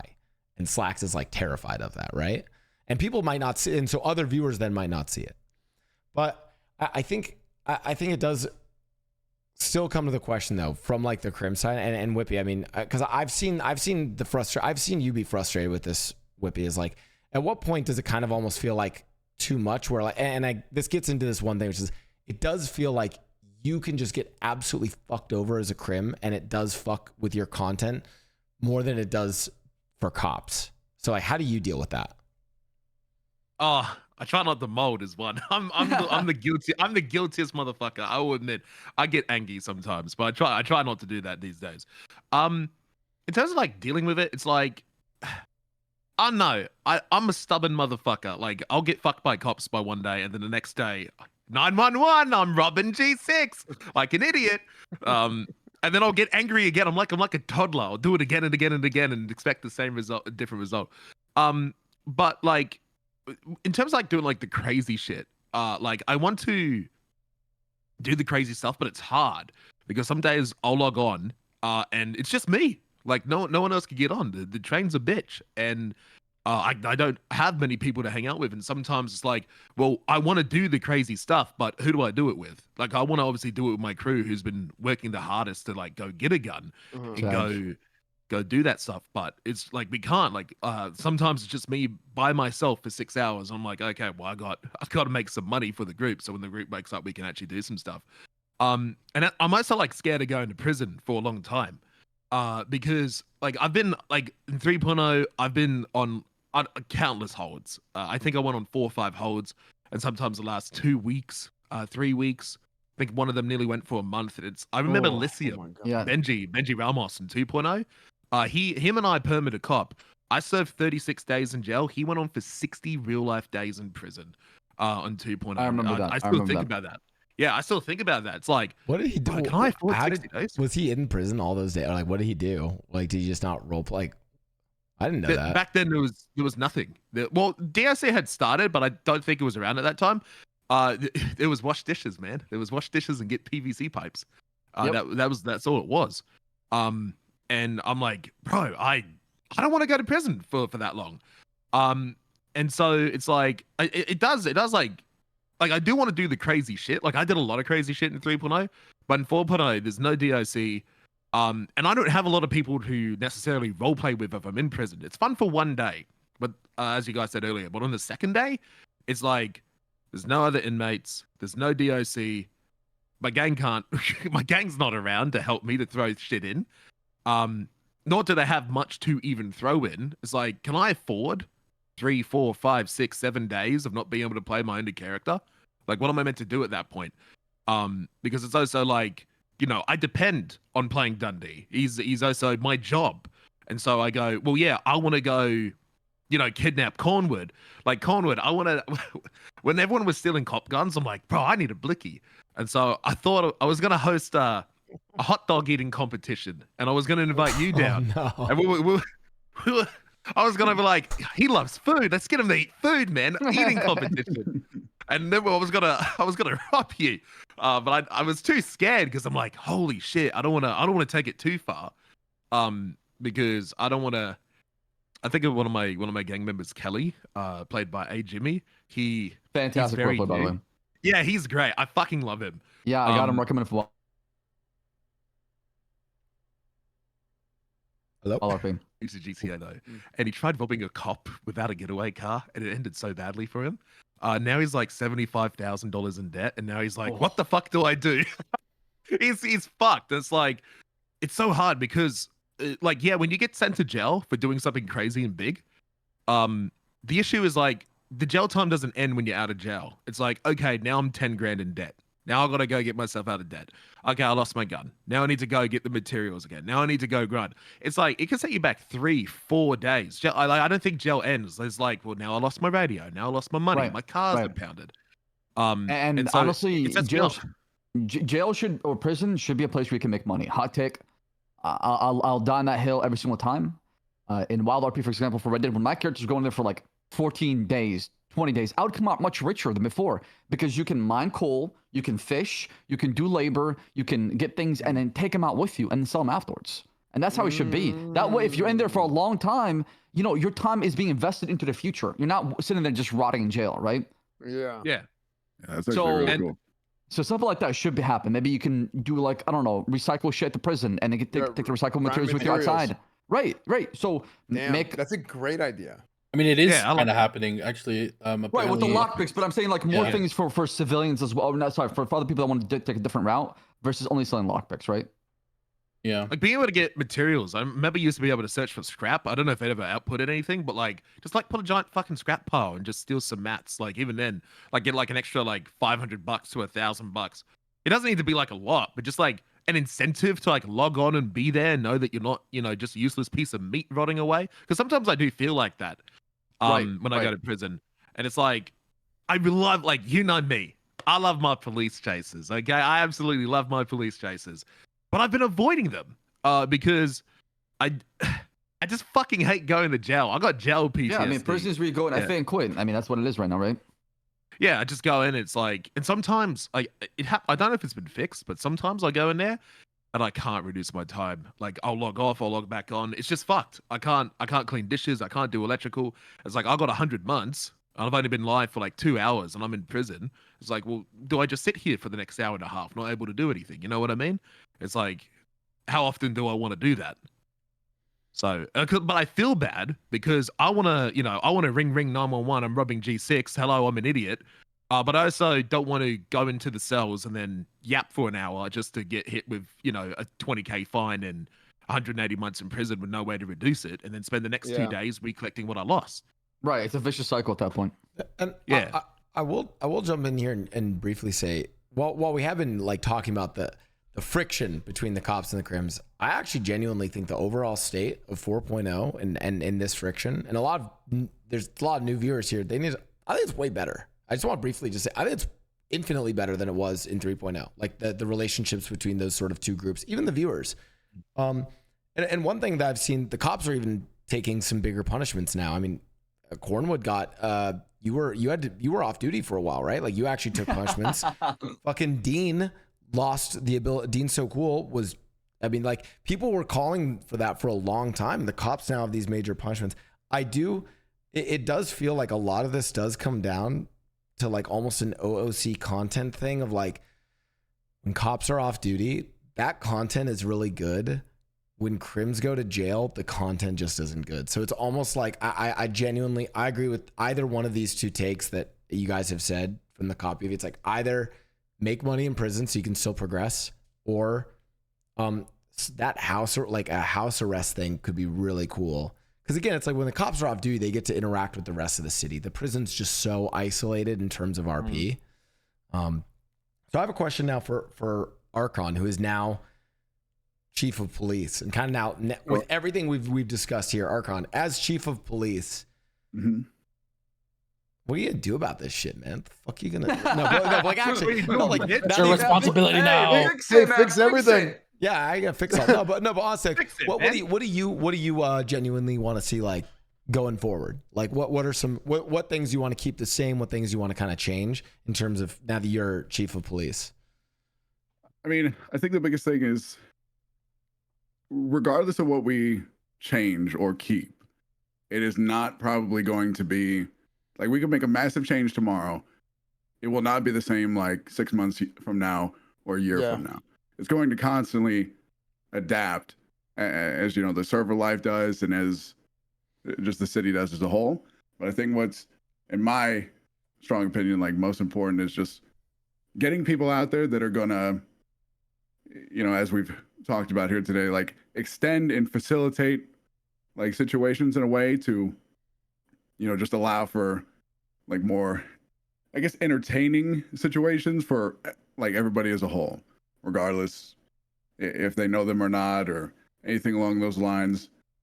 I guess that's what's like most important to me, and kind of pushing that idea onto everybody else as best we can, you know. Yeah, like it's just something that constantly has to be monitored. You're 100% right. Well, and again, perfect example. Gun possession charge. Now that there are civilian guns that are starting to be a thing, now that there are tampered guns, there's scratch serials. So there's tons of ways to get guns now. Like, I think it's reasonable for those possession charges to get brought down a little bit. Maybe a little bit of fines, but especially like the amount of time, because that was done as a preventative measure to get people to stop doing a bunch of bullshit. I mean, that's just the truth, right? Yeah, I think people are forgetting very quickly how powerful a gun was. Like the first month in the server, like you having even one gun was like no one would fuck with you by no Nobody. means. They will bend the knee right in front of you. Yeah. Or get shot. Yeah, in a way, I almost feel like, and again, this is just like I do genuinely like. I think we could even look at the situation with Kay, and be like, yeah, he got fucked over, and it sucks. But the reality is, it's almost like lagging laws. It's basically like, hey, these crazy times and charges were put in place to when there was like 3-4 guns and cops were getting targeted to be stolen guns. It's like those laws are put in place. Now the Crim viewers are in a world where they're seeing all sorts of people have guns. He gets clapped with these charges that are, it's funny because like we could say, oh, the charges are archaic, but like those charges were relevant like 2 weeks ago. Like they probably were. And I think that's honestly, those charges were relevant 4 days ago. Truthfully. Yeah. And now everything's changed. I mean, even during the time we had these charges, with 6 cops get kidnapped, robbed, and shot, or they have to jump off a bridge.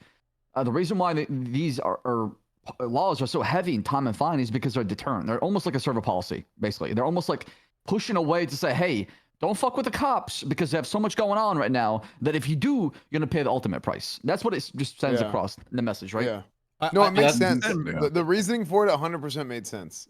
You know, I think that's why a lot of people make like this whole meme of like CG are a bunch of beta testers, right? It's because they're the ones who are always first to being willing to do something so crazy that no one else wants to do. Correct. They always take the high risk. Yes. Well, we have the same, we have the same thing in the PD with Denzel. we have Dean. So Dean was pushing like all the investigative stuff early on. Dean and Aziz, and he kept getting dapped for pushing investigations. Now, in character, it was like, that's not part of our procedure. That's not safe. You know, you can't do this. You can't do that. But again, I hope I'm not putting words in your mouth. I'm assuming the OOC reasoning for this is, okay, you're getting in trouble for this because we don't want to go too hard on figuring out everything right off the bat at the beginning of the lifespan of the server, and then the Crims have nothing to do before other stuff is out and developed yet, right? Saab? As far as like punishments, or are you talking about exactly? Like whenever Dean was basically being punished for investigating, like, because it was like you're trying to reel him back because you're like, dude, you're gonna find everything out like week 1. Yeah, well, it's a combination of that. Also, he was using some information from 3.0 as far as dirty money, which was, no, we talked to him about that, right? Oh yeah, with the rolled notes. Yes, technically we didn't know. Yeah, right. I did that Because I think a lot of, and we said this to a lot of people at the beginning when they joined the PD, forget everything you knew about 3.0. Go into 4.0 with a fresh mindset, and all these laws are subject to change, and they're there for us to change the role play as far as how our server would be. That's why we lost all the in-character Los Santos case laws, for example, right? It's because I think that was a great choice. We wanted to, DOJ wanted to start from the beginning and have 4.0 feel a bit different than 3.0 as far as what path it takes as far as, laws, right? And that was one. Another is obviously mechanics can be changed that fast. Devs spend weeks or months coding something, and if we find it, day one as PD and try to shut it down, it's not gonna work out very well. Yep. I mean, yeah, it makes sense, right? Like, you have an idea about like how you want things to go on the server, so it's like, okay, well, this, so it's like, okay, well, let's just tone it down a little bit and let's wait for it to play out more before it's reasonable, right? It's good. It's good give and take. Like, it reminds me of the yeah, it's part of the give and take, exactly. Yeah, like it reminds me like when I was on Cop, when I was a new little baby cop, I found the weed dealer NPC, which I didn't even know how to character. I was like, oh my god, guys, look, I can camp this NPC and catch every weed dealer. And then I think it was either Saab or Hirona, I don't remember who, but they're like, no, we can't. I think it was Coil. I think Coil yelled at me like, no, don't do that. And then it's like, oh, now I see it from the other perspective. It's like, yo, I gotta give and take and all that.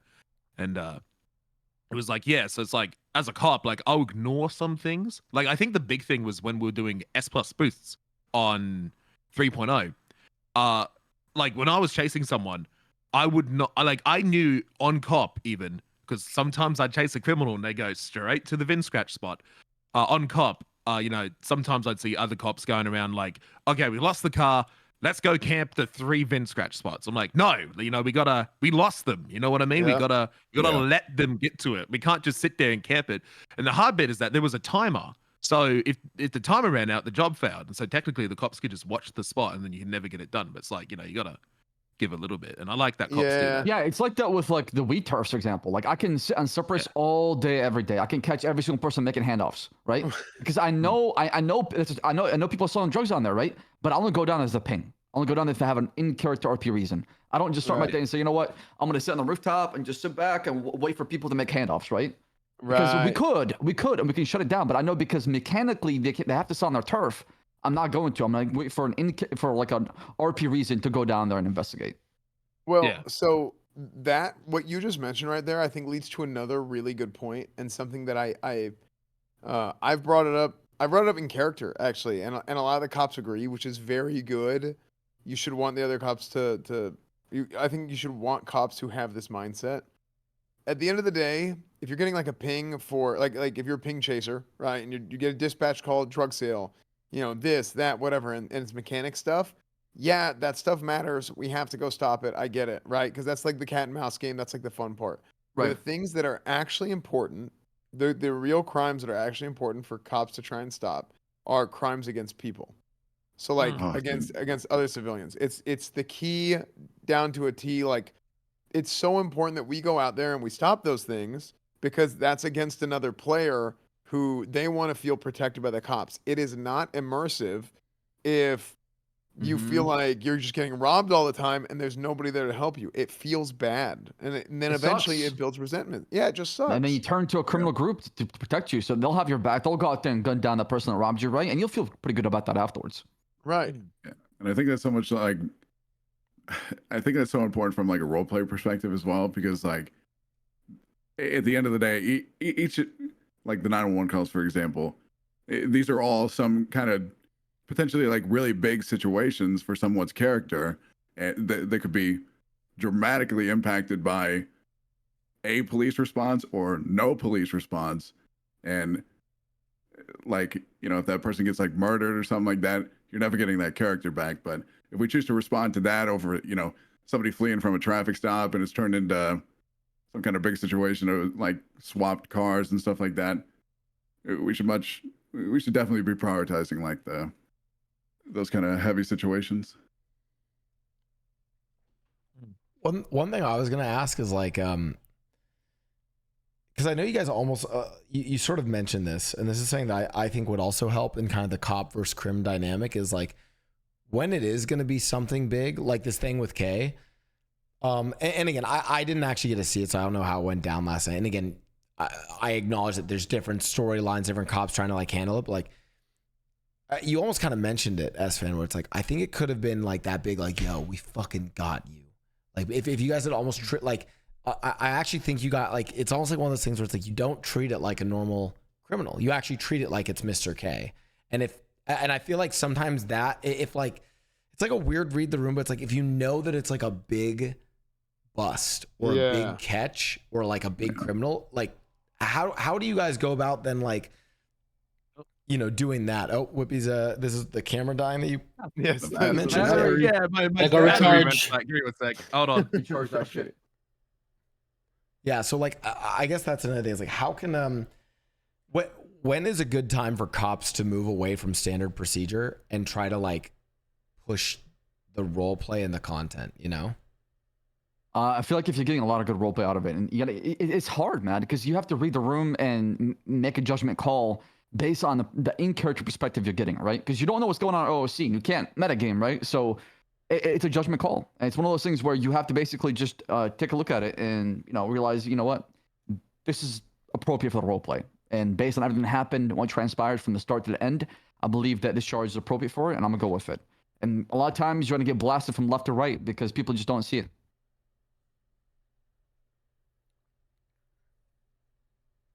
Yeah. I mean, I mean, that's pretty much it. Yeah, I mean, and ultimately, if it's some kind of situation, like if you give a little and you like misread the situation and they get away, it's whatever. It's one situation out of maybe 100 that you'll deal with in a day as a cop. Naturally, as a cop, when it comes to the whole like wins and losses or whatever, like you're gonna be a punching bag all day, and you just gotta keep going at it. Like it doesn't matter. You gotta be a goldfish and just like forget it, move on, just get to the next thing. But I will say this in defense of the criminal side, and I think this is something that like cops have to. And I know Saab, you have a little bit of perspective on this from me playing cop, and I think Silent and Whippy will agree. Everyone always talks about chasing the dub, chasing the L.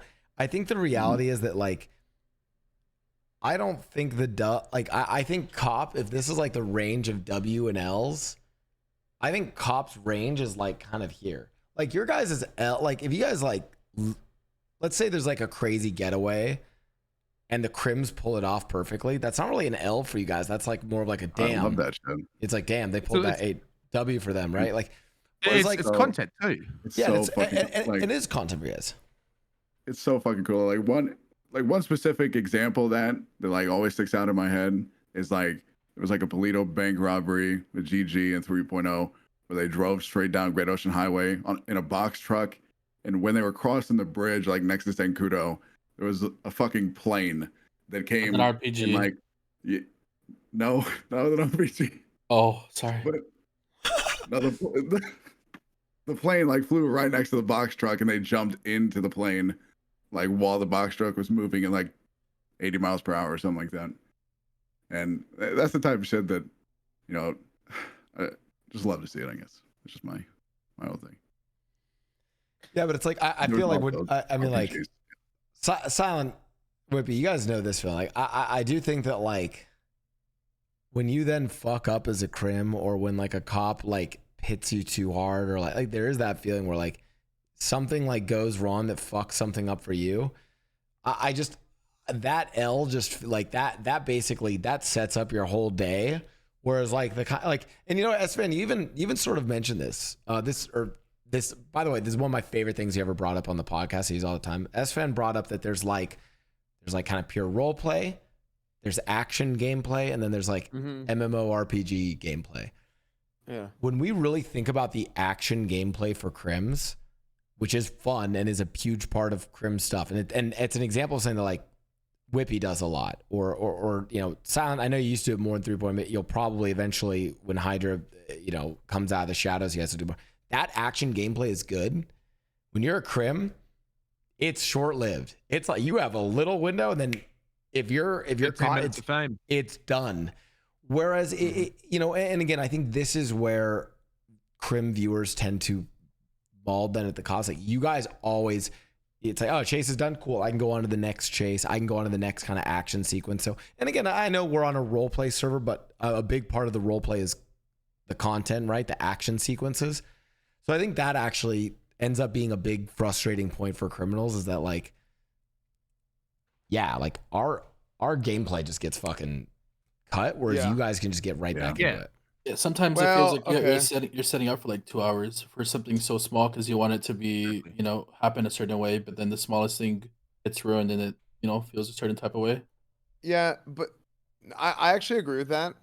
The problem is when from the other side of things, we have like a mountain of paperwork that we have to do now, just for everything, which makes me want to blow my brains out. There's so much paperwork, and it's not as bad as it's worse than it should be, but it's because I like so much of I know we talked about like, okay, everything from the past is the past, you set it aside, whatever.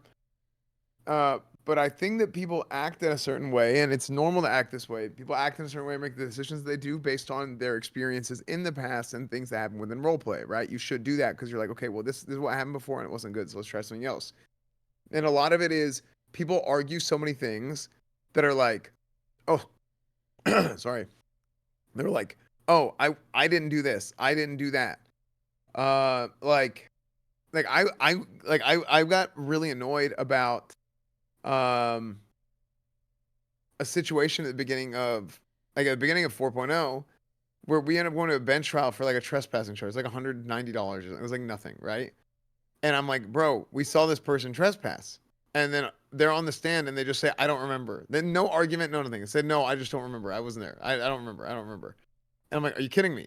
And then I got pissed, not because of that, but because it's like, oh, well, did you have a photo of them being there? Did you have this? And it felt like I have to do like a mountain of paperwork compared to somebody just saying like, wasn't me. I wasn't there. That's all they had to say. And then they were not guilty whenever I'm like, bro, so can they literally just always just say I wasn't there? And if I don't have like all this mountain of paperwork done before the bench trial, this will literally happen nonstop. Now, since then, that's been fixed, right? But my whole point there is like somebody can literally just claim they don't know anything and then just try and like, W chase or whatever. But like I personally like hate that shit. Like I hate like the whole like W chasing mentality, WL whatever, because what happens is it ends up it's very reductive to what the role play is. Like there's small wins and small losses, there's big wins and big losses within role play. But whenever you boil it down to W and L, like 0 or 1, it's kind of dumb, right? Because not everything is binary, especially not in roleplay. Because you might have a situation where something bad happens to your character, but then you turn it into something good and interesting. For example, I'm trying to think of a good example. The time that Mr. K had his whole like freak out arc in the prison, right? A month ago, whenever Dundee had his beef with Mary Mushkin and them at Mosley's, right? And then that turned into a whole thing because you beefed with you had Dundee beefing with Vinny and them over at Popular Mechanics at the beginning of the server. But then what ended up happening was you ended up having an internal conflict and you took that. And then the people that you were beefing with at the beginning, you ended up befriending them. Like, that's cool, right? It was good RP. So, yeah, it ends up being really good RP because it's not as simple as like, I didn't get what I want, so now I lost. It's, this wasn't going in this direction, but now I turned it into something else and it ends up being interesting and fun. Cornwood getting suspended, right? Like I went and I was like, let's turn this into something good. And let's use this to change the character of what Cornwood is. Let's make him a lawyer for a week. And oh, I understand why the Crims hate the cops. I understand why people feel this way. And it was like a big like eye-opening moment for Cornwood.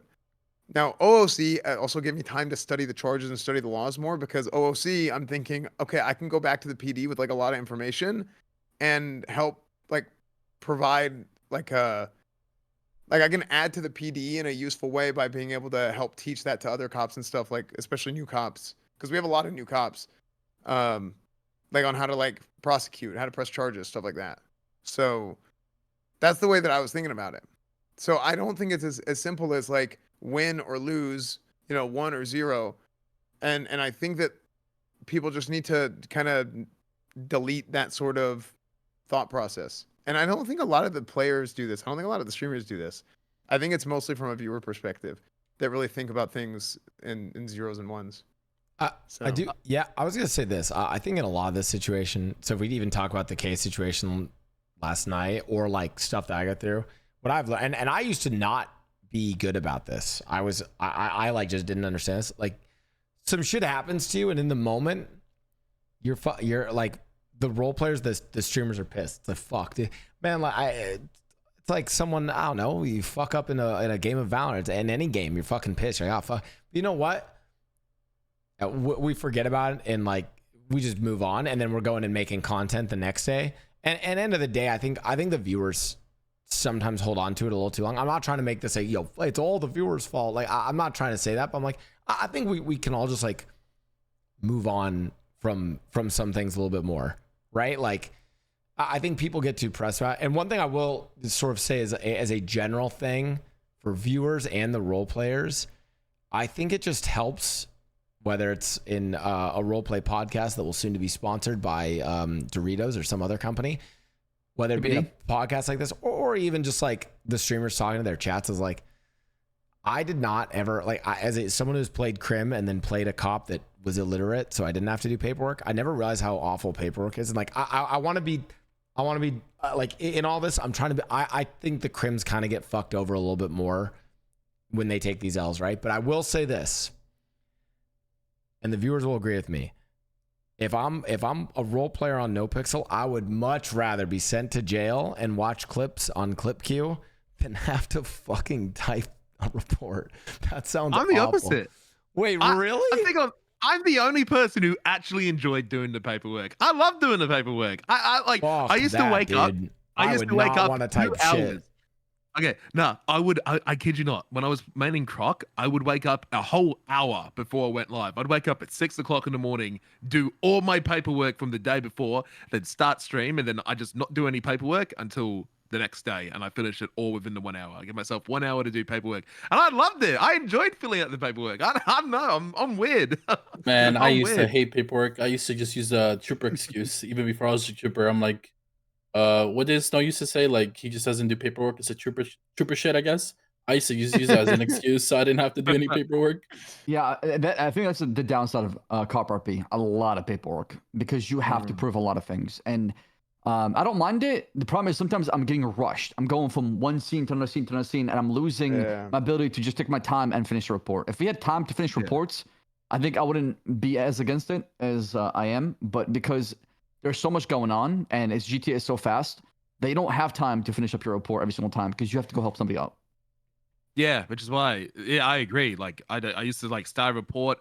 I'd like fill out 2 sentences, S plus boost, 99, what the fuck ever, and then I'd forget what I was writing. So it's like, I'll take pictures, I'll upload 1 picture, and then the next day I give myself that 1 hour before I start, and I could just get everything done in that 1 hour. It was great. It made playing cop 10 times more fun, just dedicating that 1 off-stream hour to doing the paperwork, and I could just rack it all up. It was easy. But I could get it. Like, if you're like trying to do it on stream, because one, you're a content creator. You know, you got to be entertaining. No one wants to fucking watch paperwork for 7 hours straight. So I get the frustration. Yeah, it's I think there's ways to make paperwork more fun, but only so much. Because there have been times where we're doing like an investigation or something, and it's like, oh shit, and you have like a big revelation because you're like, wait, I wrote this report, half a month ago, and I'm like, oh shit, this is sick, right? Like, actually, yeah, yesterday was a good example of that because we had those reports of all that stuff happening and all that stuff that was documented, and then you had this big moment. Yeah, I'm glad they did the paperwork, or else it would have been fucked. Right. So, yeah, like that's the thing. Like, I've changed how I do my reports to where I do my paperwork pretty fast now, but that's because I was talking to Nathan, I was talking to Crane, in character. And I'm like, hey, Judge Crane, like, what do you see as like a problem with the PD as far as like how we do processing and reports and stuff? And he was like, well, I'll tell you, you guys do way the hell too much that is completely unnecessary, and it actually makes things harder to push. It makes prosecution more difficult because there's all this extra fluff when all you really need to know is like A plus B equals C. And yeah, that's pretty much it. So go through and just like boom, boom, boom. So I started doing like bullet points. And this is the charge because of this, right? This is the charge because of this. So I don't like write it out all like, well, this happened, whatever. Like some like Cornwood reports are kind of funny, right? Where I'd be like, oh, well, this son bitch just went in there and he was going 150 miles an hour, and I used to do that. It was a novel. It used to be a novel for sure. Yeah, and it would make me take longer because I'd have to think about how Cornwood. But those are fun to do, though. Those are the ones that you enjoy. Yeah, for sure, for sure. Yeah. But not all of them can be that way, right? Because what ends up happening is, okay, bench trial. It's like, oh shit. So I have to go back and I have to do it the right way.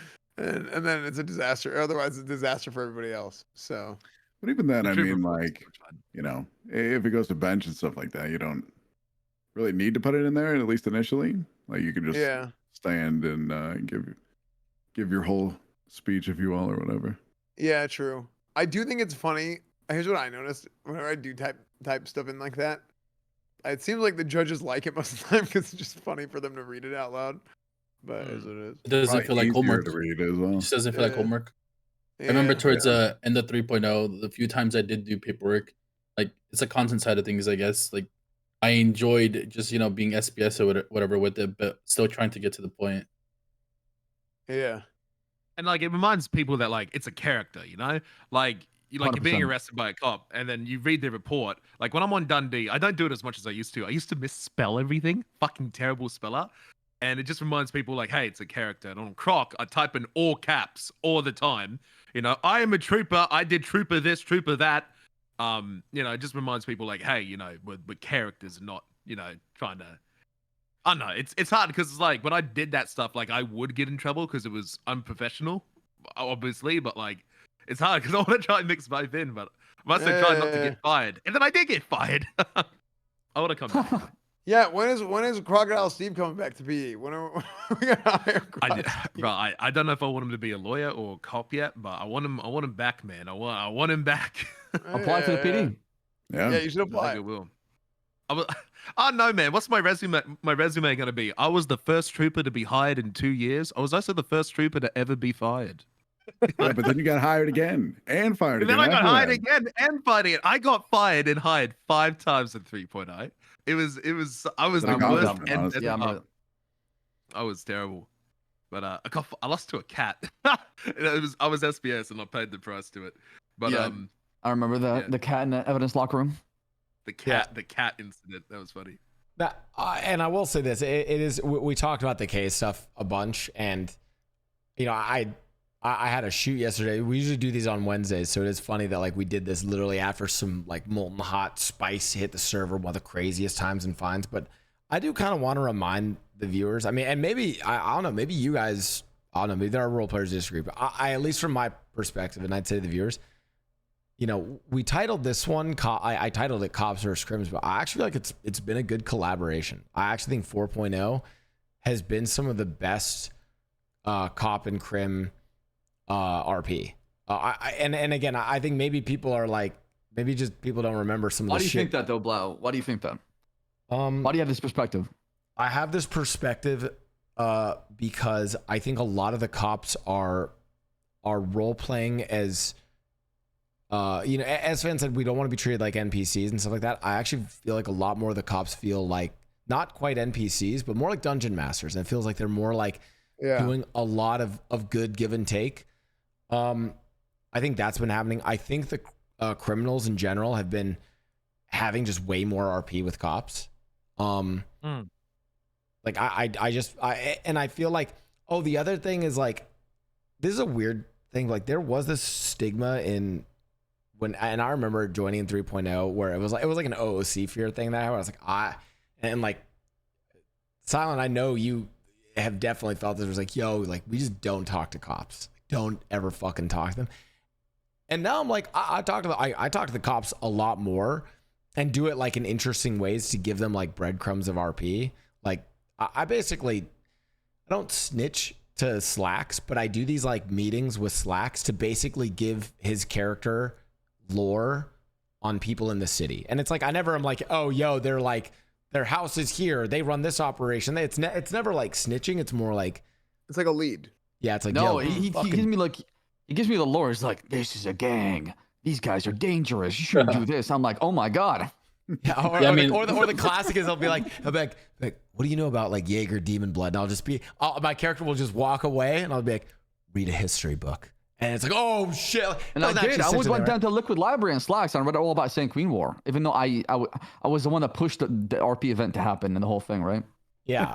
And it's like, I generally, I also feel like this is a weird, we haven't even gotten into chases and it's fun. We've been talking about like crimes, punishments.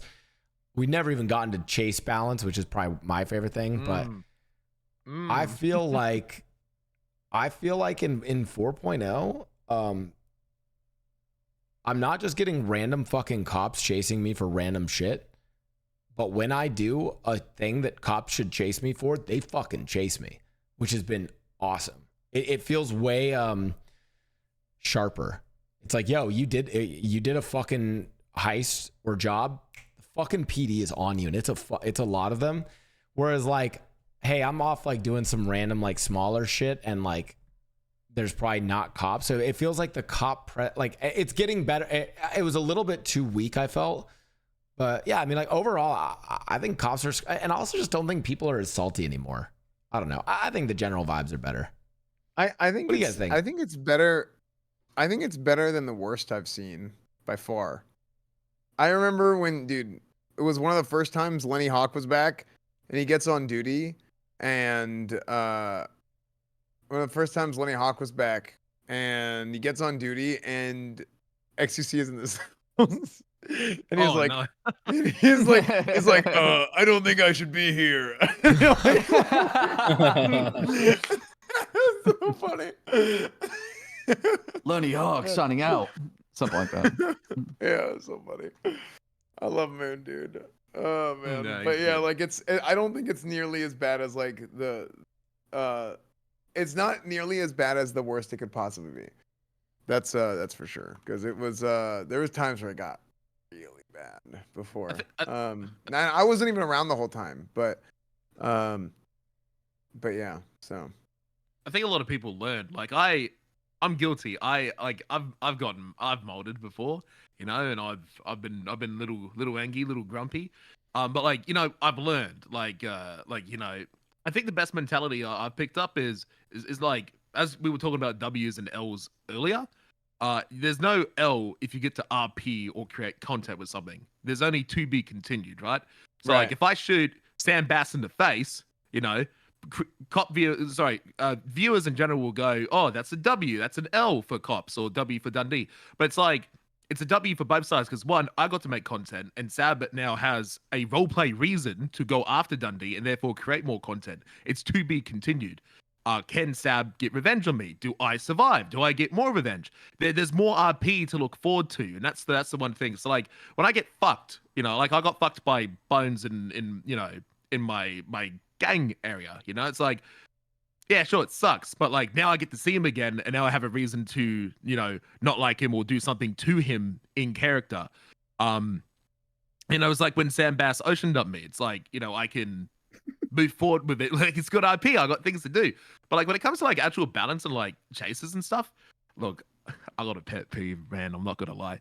The number one thing that gets me grumpy, like straight mad, like I'm angry, put me on the front page of Reddit, 10,000 upvotes, ban me now, I'm grumpy, is when I'm at a chase and I'm on foot bail, or it's just started, or it hasn't gone on for long, and a cop or something or someone either rams me and I go pitted into a war and thrown the windshield and down, or when I'm on foot and I get beaten down because they can't tase me. And that's what frustrates me a little bit. Is like there's been a few times where I'm just running around and the cops go, you know, if you don't stop resisting, I'm going to beat you. I'm like, why? There's an automatic cuff mechanic, right?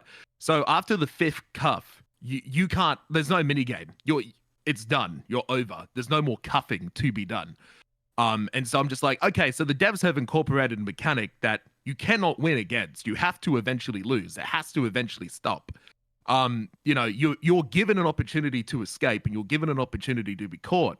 But sometimes you just get smacked down, and I feel like I don't get my opportunity to get away. It's like, 911 cops to come join me on this event that I'm doing, this robbery, that if I had not 911, no one would have known I'm even doing. And my reward for that is getting beat down because I resisted one cuff, or I tackled one cop on accident, or, you know, that's the one thing that annoys me. Like, I get being beat down. Like, if I've got a bat and I'm swinging at fucking cops, I'm going to fucking... I get that. Like, I'm asking for it at that point. But I don't know, like, I'm not like out of touch, but that's the one thing that like I feel like does need changing. Is like, so criminals have 5 opportunities. I feel like they should get them. So about that, do you feel like the 5 resists is too much or too little, or do you think breaking cuffs is too easy? I feel like the old breaking cuff system was good, because now you just have to press E. I find it very easy. Where before, if you got to 5, you deserved to get 5. If you could get 5 cuffs in a row in the old system, you deserved it. Yeah, that was most insane. people got it at 3. It was hard. Like if you broke the 4th cuff, you were considered RP god. if you could do it. Yeah. Most people but- fail after 2 or 3. The Yeah, like, problem with I got cuffing- 5 my first try. Like the first time I actually tried to do it, I got 5 easy in a row. But go The ahead, new I'm one? sorry. The problem the with new one, cuffing the new and one. mechanics Yeah, like that, the new you one's don't want easy. to cater to the people that are really gifted at it, right? Because what happens when that happens? You're promoting a certain kind of role play on the server. You want it to be where the casual role player who's a civ, who's never been a criminal before, can enjoy as much as somebody who's, really talented or mechanically gifted. I think you need to find that sweet spot to where it doesn't cater to one side and doesn't cater to the other side. It caters to right in the I middle. agree. So you have to work up to it, but it's not impossible. So go ahead. So no, I would agree. I think because the old cuff system in 3.0, it was hard. Like I fumbled the bag on the first one quite a few times. It was embarrassing, but it is pretty difficult. And a majority of like casual role players, which is one thing I keep forgetting, like not everyone here is a content creator. NoPixel is full of, people Exactly, who yeah. don't stream, people who just socialize, we can't cater the entire server to, sweaty mechanical role players like myself. But I think the current system is definitely way too easy. I feel like it needs to maybe bring back the old mini game, but instead of it being 4 numbers, it's just 2. It's just 1 or 2, not 4. Maybe that's like the sweet spot. I don't know, because I feel like it's way too easy. And like if you don't get 5, then you suck at the moment. What do you think, quick. Silent? Because I know you're like mechanically one of the best crims on the server. Yeah, Like, Silent's insane. what's a good balance for you? What do you think? I think it should be what Saab said, to be honest. I think where it's at right now is fine because I don't think catering to like only because one person is able to do it doesn't mean everyone can. And the one thing that you're not putting into consideration is nerves gets to a lot of people. Like these intense chases, it gets to a lot of people. People start shaking and it makes it so much harder for them. Like Their me, heart is obviously, I pumping. don't get too nervous, but like, some people, you get them a basic chase as just like a, joyriding charge that wouldn't be a big deal. They're still freaking out. They're still panicking. And that first one, they're going to hit it too early because it's so slow. Yeah, that's a good point. Panic is big. Go on, I agree with Silence. I think the balance I want, this is a crims versus cops sort of balancing. I think it should be, I like that it's easier. And because, dude, I'm going to be honest, foot chases are actually sick. I think foot chases are just fucking dope content. Like, I just love watching by foot chases. design. I mean, the SOPs are designed to have foot chases last longer. Yeah, foot Because we chases are wanted to- sick. Good. We wanted the foot chase to be fun and not turn into just like 30 seconds. We Bro, wanted yeah, to Get out of the actual car and chase, start like- shooting. Bro, like, some I of the felt like best I- clips are foot right. chases. Right, like I ran a block and a half to get you, instead of just like running in the alley and I got you. It's literally the chatterbox buff. Guy knows every Yeah. nook and cranny in the city, dude. He finds every gap, dude. But the That's why, okay, to me it's been so frustrating when you do get beat down, like what you were saying, or those kind of things, because I feel like I've been in 10-minute chases and I'll even get caught and I'm still like, my heart's actually pumping because you're like jumping over fences left and right, going up a mountain Yeah. maybe and stuff like that. And then when you get away or don't get away, it's like, well, I can't say like that wasn't fun at least, Yeah, Yeah, and yeah. I will, but I want to. So I want to say on the crim, like from the crim perspective, give us fucking good foot chases. I want to throw something as a defense of the cops. I watched, and it was a company. The company did a heist. I hate to, man. I'm supposed to represent the crim side here, but I'm about to throw a bone to the cops. Can we stop saving the boys? I'm down in foot chases last That's longer. never gonna go away. That's not gonna go away. I hate It's never that, gonna go away. dude. I hate saving the boys. I understand So- it when it's like big situations, but Yeah. man, Yes, I there's- agree, Silent. Yes. But like this happened like yesterday, I think, or 2 days ago, and I don't know if anyone was there, but I got cuffed for like a SBS job we did. It was like with a bunch of bikes, right? And my boys were like circling the cops, trying to like get me. I was just like thinking, just leave me at this point. Like Yeah, we went in the job thinking it was gonna be a fun job to begin with. Like, what's the point of even saving me at that point? Dude, ours Yeah. was Eli, a random like intern for the company that they went back. I was like, why are you like? There was no in characters. Now, by the way, Like Yeah, F Rich the doesn't make intern, sense, dude. right? Throw him it to was- the dogs. yeah, that's literally why they're an intern. We don't fucking like Yeah. let them get. But here's the thing. I'm not saying They're don't. fall guy. I'm not saying don't allow people to go back for the boys, but I'm like, man, I wish the culture of Go Back for the Boys was like, yo, they have a molten hot gun on them, or like, yo, it's like it's like a Michael Simone look at the in the nines, terrorist right. arc. Yeah, they're get the nines, drug trafficking, the whole like Dean Watson chase that went on back in 3 Point. Like that's the stuff where it's like, Go Back for the Boys. It's like, like the random like like, I think that's by like circling you. Like what were they in Bike Silent like circling? Yeah, they ended up getting cars and stuff. Oh, okay. Because like I'm just like it's so like I hate. And then the thing is, the cops get flamed because your guys' SOP is like, well, we're gonna fucking beat you down if you try to do it. Right. Exactly. We have to escalate that point. I mean, I think the big thing. Well, let's pull it back a little bit because I want to talk about the beatdown. So how we're supposed to do things is we are supposed to not beat down unless it escalates to that point. Like if you tackle a cop, that's an assault, right? So if you tackle, then that's one. And then at that point, you should warn them and be like, hey, if this happens again, you're going to get beat. Now, chances are, if you tackle somebody twice, you're probably getting away. Correct. Truthfully. Correct. Like you're probably just getting away at that point because there's not really much you can do at that point to get caught up. So the idea is that if you want to take that risk of I'm probably getting away, if they do get close enough to actually swing and hit you, then you kind of deserve it. So that's the idea is like it's grounds to beat them after you tackle once. You kind of say like, okay, if you do it again or you come at me again or you get aggressive, I'll hit you. That's really the only time it should happen. It shouldn't be like you get out of the foot bail or you get out of the car and you're on a foot bail and they go for it right away. But it also does depend on the crime, right? So if this is like you're running around, you're getting aggressive and you're hitting civilians and stuff like that, if that's different than like a drug sale call, right? Or something like that. My general point of view is if you're doing crimes against people, it's max effort, max force as much as possible. If you're doing like a crim mechanic, like a drug sale or something like that, then it's kind of like, okay, like let it build up and let it play out and let it get to that point. That's kind of like my general point of view on the whole thing.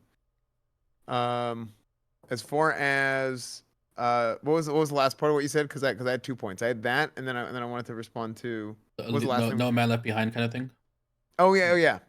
So I actually think it's annoying, but it's not completely stupid. I feel like we should have better scene control at those scenes and try and make sure to set things up properly. A good example of a time where we had good scene control was with Cal and with Ray, Cal Mao and Ray Romanov. We put them in a corner, we put barriers up, and Benji was coming around, and John Paul was coming around, and it's this whole thing, right? But they couldn't actually get in.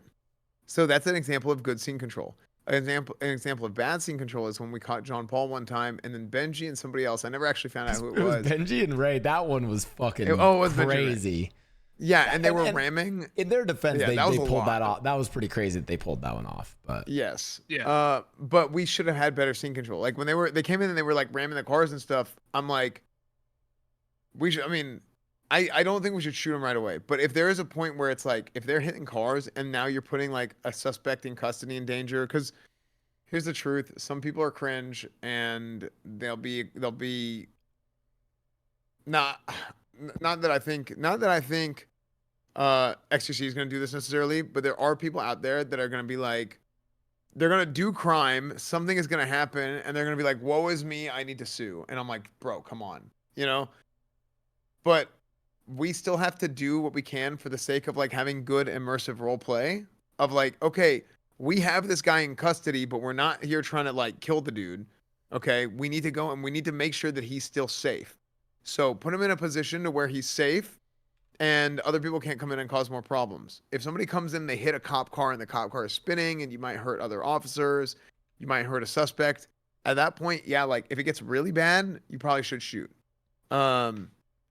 But what we should do before it even gets to that point is set up the proper scene control, set up barriers. We have guys spread out instead of everybody crowding around the suspect. Like it was just really dumb. So we did a really, really bad job there, I thought. You know, I So also that's think just we like could the do a two. better job in scene control with like a 95. Even we can make it even worse for the criminals. And I originally I don't want to do it because it can be too much. Where we can place the suspect inside the car and have him wait inside, so they have to go and pull him out. And every time you pull him out, you get tased, you get tackled, it's over, right? So, but we don't do that because we want it to be. You still have a chance, but at the same time, it's a high risk. You know, one of the things that I this isn't saving someone, but saving a car, which is what I'm not a fan of. One of the updates that just happened is the whole like strike system is where like if you're in a violent felony, the car gets a strike, and then you can only get 3 before you lose it. I feel like that's just gonna promote, especially in the future when people start having guns in cars. It's going to promote for people wanting to save their cars at all cost. Oh, Like, it's just 1,000%, especially at it's just strike number promoting 3, that. right? Yeah, more than ever. If you know your car has 2 strikes, oh, you're gonna do everything. You're gonna get all your entire load out. You're gonna start doing whatever you can to get that car back. This is a weird issue of sound. I 100% agree. It's like I like that system. I don't like what I think it's going to cause, and I think it comes down to like some people were even like, "Yo, why is K getting charged this much for stealing a cop gun?" And people did the math like he could have shot this many cops and not gotten those charges. And it's like, well, because and it's the same reason why people ocean dump each other but won't throw away a hot gun. It's like, I mean, you can just respawn. And it sucks, but it's like people value. It's about impact. Yeah, Yeah, it's about impact. People value the time. People value a gun and they value a fucking car more than, right? Like, I mean, like you could have the leader of your gang in cuffs, you know, about to go in prison for a long time, and some group might, you know, again might be like, yo, let's not go back for the boys, okay? But if you have the fucking Ferrari with 2 strikes, yo, bring out the RPG on the cops. Like we will go to full scale war for that thing, right? Like People are gonna care about that car more than if you're getting losing a meth lab key or something. Yeah. 100%. People are attached to their personal things. Yeah. And that's why, like, biggest in character, it kind of makes sense in a way, like, okay, hey, we don't want you to be, you know, shooting cops or being aggressive or whatever, but it's almost like an out of character thing in a way for me, where like I know people don't like the, you know, go back for this mentality, and I feel like that's just gonna promote that in the future, especially when people have guns and more money. But yeah, when they got cash to burn, it's like, yeah, I'll buy like 5 blickies, you know. So I guess like at least for me, what do you guys think is like a reasonable alternative to that? But the car strike system. Yeah. Like Remember that how it- H&O? Sorry, mate, go on. like to the point that it's some that you want, that it won't just like encourage people to use like personal cars for like every single job and just constantly. I mean, We did that. The honest With truth is, H&O. there's never gonna be a perfect outcome because Yeah. you know the sweaty side of the criminals, especially the bigger tier criminals, are always gonna want. Even there's times where like you're talking about just like 1 strike on 3.0, and people would try to get the car back, right? So that's always gonna be there. But Yeah. I mean, so it's kind of hard to get like a. I thought we have a system. solution on the server for this already. What, more strikes, more fines? The VAF. No. The stolen cars. I thought you could buy like you can rent out like a Porsche for $1,000 for the day, right? Yeah. And that should be it. Stolen cars should be the way to go for any crime. That way, you ditch the car, you want nothing to do with it, and then you move on with your life. And then you should have stolen cars you can purchase for the day that are as good as personal vehicles. That way, it can promote heist or whatever using those cars instead of using personal vehicles. Yeah. Wait. The problem with Wait. Did you It's hard to wait, Sam, did you just leak something? Meta unlock. Yeah, that's the thing No. already in the server. It's been there for a while now. Well, so No, you know what's funny? Apparently this thing has I been love there, and admins. like the cops found out about it like very like we found out about it, and I videotaped the whole thing like Insta. Like it was apparently like as soon as it was put in. So Wait, Yeah. chat. You can't buy a stolen car up in Grapeseed? I thought that was the thing. I talked to. Yo, Yeah, I'm I'm going to Grapeseed gonna later today. get in the server real quick. Guys, I'm logging in. hey, guys, Guys, thanks for coming on the podcast. got Guys, I it, gotta Grapeseed. hop No, off I here real know quick. this. Thank you I know guys this so shit in much. character. I know this shit. no. I did. You know what's funny? What? I think unless there's something that I don't know, I think you're wrong, but you're close. Okay. So I- wait, how am I wrong? I ain't 'Cause seen when shit. I- I think When I okay, got no, asked about this, okay, I'll give you my perspective. They asked me, would you rather have people using their personal car or stolen cars? I said stolen cars because of what? They're coming back for the car meta, right? I'd rather people use stolen cars for heists and robberies and shit like that than personal vehicles. Listen, I'll be vague with it because I don't know. Wait, what if if that guy lied to me? maybe it's ruining your like. It's like a meta type thing, but I'm thinking you're assuming that like every single like little job that people do, they get special cars and they're in different areas. Oh. So I'm assuming what you're thinking maybe is like, for example, one of the jobs you get cars in both Sandy and Polito and stuff, and maybe you see these people using these cars to do certain crime. That's what I had to guess. But I mean, I will like I say said- that idea is, bro, Sab, hit up the that is an amazing idea because Yeah, that's how I it should be. You go down to like a shady dealership and you rent a car for like, a day. And it could be a supercar, but if you want to rent it for that much, pay in cash, a lot of money, right? So Yeah, you put that's down a sick. down payment. I do agree that I don't want I think in 4.0 this is something that like used to like it kind of killed my immersion in 3.0. It's like I think it's sick if it's like for races or for a specific job you pull out your like giga fast car and like for racing it makes sense, but like or like I said for a big heist you pull them out every now and then and you know you're gonna try and get away in them. It's like, but man, I hate when it was like just a million like Ferraris running through the city at like fucking Mach 3 over like traffic stops, because it's like at that point it's like, but I mean I think the counterpoint from the Crims for that, and Sally probably agree with this, like I mean we bought these fucking cool cars, we want to use them, right? Like and that's where it gets into the GTA gameplay part, right? Like I want to fucking drive the car, you know? I mean, yeah, I mean, you work. Well, I mean, think about it. How long we've been now, right? Let's say a fancy ass car comes up. I've been working 3 months to get to a car, and then I want to use it. You know? Yeah, like in real life, people buy really fucking nice cars and then they never drive them. That's reality. GTA is we save up to buy a really nice car so that we can have the cops chase us in a really nice car. Like that is kind of GTA. I think the focus should simply be make sure you have the cop cars that are good enough to. Because I think that's a big problem right now, where like, Crim cars are like, I mean, this is like notorious. It's so hard to balance a Crim car and a cop car, right? But at the moment, it's like a Crim car, you have a completely dog shit car that you're never gonna be able to keep up, or you have a car that goes 180, might be dog shit, but it's a straight line car, and then you just don't keep up with them. Yes, it's hard because like how we blast. Yeah. Well, so here's my question. So do you think the average cop car that is used in a crime, used to stop crime, is balanced against the cars that Crims are using to do crime? No, but I haven't been in too many chases. I think the one thing I noticed is like the top end speed of the cop cars. Again, I don't really watch clips or GTIP outside of playing it because I don't want to learn that up. Did he cut out, or is it just me? Hello? No, It's just you, yeah. Wait. Am I good? Hello? You're good. Hello, Yeah, good, yep, you're good. Okay. I don't like watch GTIP or watch any streams other than tuning in and say hi. So I've only seen a little bit. From what I've seen, like the cop cars don't have good top end speed, but I don't mean like to talk myself up, but I like to think I'm good at driving. And I'm pulling out all the stops. I'm pulling all the moves, and I just cannot get away. Like I feel like I just can't do it in the stolen cars. And I'm driving this car around now, and it goes 150 in a straight line up the highway, and it's like, man, this car's great. I feel like I get away in this thing. It's like if I'm in my personal car, I feel like I'm pretty confident getting away. But I steal something, I just feel like it's a lost cause. I feel like it's just driving MRPD at this point. I feel like there's nothing I can do. Interesting. So I feel lost. Like it's the first time I went to my group. It's like, guys, I know for the last like 4 years we just outdrive the cops, but this time it's all about avoiding the cops. Who is chasing chasing I want to ask. you? God, I want to ask something.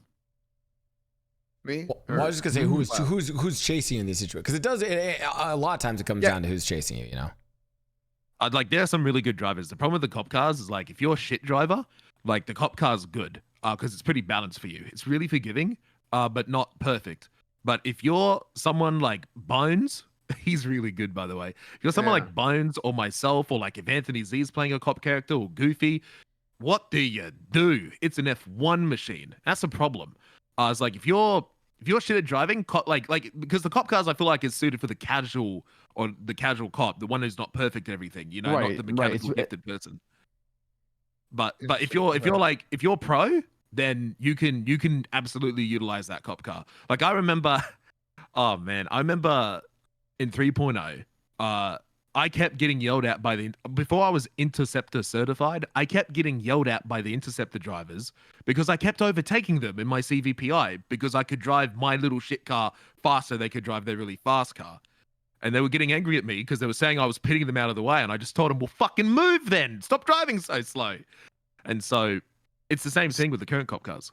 So here's my perspective on that. One, and not to take anything away from anybody, but I feel like percentage-wise, like the amount of good drivers in PD now is way higher than it was whenever I was playing years ago. I disagree. You don't think so? I mean, No, not at all. I thought at the beginning of 4.0, I was like, there's a lot of really good drivers, but I mean, my perspective is maybe skewed because I don't remember as well. Yeah, I think in the beginning of 3.0, sorry, that was probably the case, but like midway through to like the back half of 3.0, compared to now, it's definitely not even close. Yeah, when I wasn't around. Yeah. The Golden Age 3.0 PD was we had some really good cops from top to bottom. Anything, investigation, driving, patrol, leadership. You had everybody, right? So. Yeah, there were certain times where we wouldn't like. It'd be actually scary to do crime. We used to say the Avengers are on duty. Yeah, the Avengers meme started happening. Yeah. I'm telling you, man. We used to sweep the streets of Los Santos one by one. I mean, just because a lot of things were shootouts back then, though, right? Because it was easy to end things with shootouts.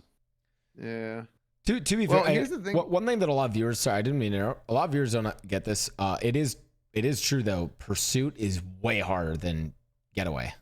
Getaways is the, so it's like you can have the Pursuit car has to be better. Like if you wanted to like speak about like game balance or something like that, the Pursuit car has to be better than the Getaway car. At least but again, it's like the degree to which it has to be better is I think what we're talking about. My question is, can we ever get away from swaps? Will that even happen, or is just the meta that is just forever installed in GTA now at this point, and we can never get away from it? Because like I hate swap. I don't know how to roleplay with swaps or even have a fun chase, because I just have to watch it happen and just move on with my life. I don't know how to combat something like this without being extra sweaty.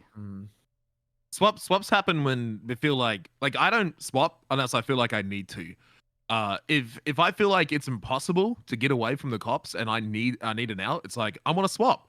But usually you will see me stick to the one car as long as possible. But it's also, you got to think about it like this, right? See it the other way around. How am I meant to keep up with 5 police cars following me, right? No, I get that. I get that. I'm saying, what is the compromise here? Can we ever get away from this shit, or is it going to happen all the time? How could we properly bring this down? Because I know I share very much the same opinion. I would very much like to make whatever changes are necessary, like on our end, if we could somehow go back to that kind of situation. I think one of the biggest things is I think we need like a lot of different kind of 6-seaters. Because right now, if you want to go hit a bank, you need 4 people inside. Yeah. And that alone forces you to be like, okay, we're gonna swap here, we're gonna swap there. Rather than if you go 6 inside, the cops don't want to deal with 2 chases at once. You barely even have 5-6 units. You're not gonna split those between 2 chases. Right. And you got somebody that's scene, talk to the hostage as well, and scene control. Yeah. Yeah, it would be way too many cops. You need to properly get 2 chases for one small laundromat. I just don't want it to become a server rule where you can only do certain things X amount of times. It just becomes really weird. Yeah, it's weird. It's not as good as actually having a way to role play it out. You're right. Yeah, because guys, we're coming up on the last swap. What do we do? Hey, do we ambush? Do we shoot? Oh, I wonder. It's just what do you do at that point, right? It's time to bring her out, guys. The beast. Spoil it up. Bring out Air One again. Air One. Oh yeah, Air One. I want to bring Air One. I want to recommend it to bring Air One. But the problem with Air One, you have to balance it. And I'm saying this, and I'm gonna get a lot of hate for this, but it can be OP. It needs to be a scout / surveillance or reconnaissance where it's up in the sky, but it cannot go too fast. So it's more like a beacon in the sky that is like the skylight that's basically watching from above, and it provides communication. It does not become too powerful in a way to where you cannot escape it. Because if it does, what happens? People will shoot the helicopter. People will try to ambush more often. Yeah, here's my thought on it. By the way, I fucking love. This is bad from a Crim. I like Air One. I love Air One as a Crim, and this is why I get shit on and why people don't consider me a Crim. I love Air One because I like having a helicopter chasing. I just think it's cool. That's literally why I like Air One. I just think it's I'm like, I don't know why viewers are, you guys don't want to. I think it's fucking cool when you're like driving and there's like 4 cop cars and Air One's. Oh, wait, it does now. Wait. So Air One is more scary now in 4.0 when it comes out. It's way more scary. I'm not gonna reveal why, but you'll see why. Okay, It's like an actual chase from like you're in LA basically. The skylight works. The sky moves around and it's now server side. It's not client side anymore. Okay. Oh, shit. The whole entire city is beamed when on the chase. Everybody will see it when it comes. That's gonna be like this skylight moving through the city. Because here's so sick. I did like this stupid paint thing with my chat to explain why I think Air One is cool and how it adds a challenge for chat or for Crims, which is this.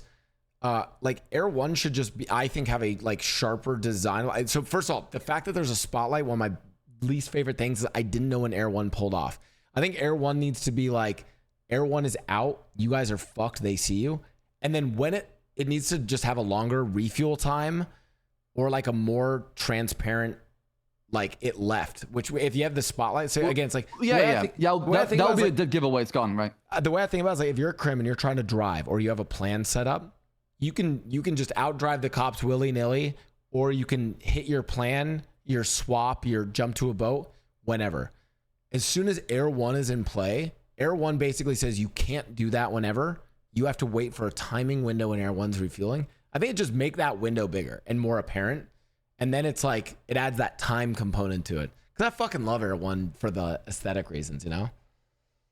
Air One is so hard to balance. Like I remember playing, like it opened my eyes. When I'm on Crim, Air One feels like it never has to refuel, and when it does refuel, it feels like 1 millisecond. But when I'm on fucking cop, this helicopter lasts 10 seconds, man, and it's just Air One's back.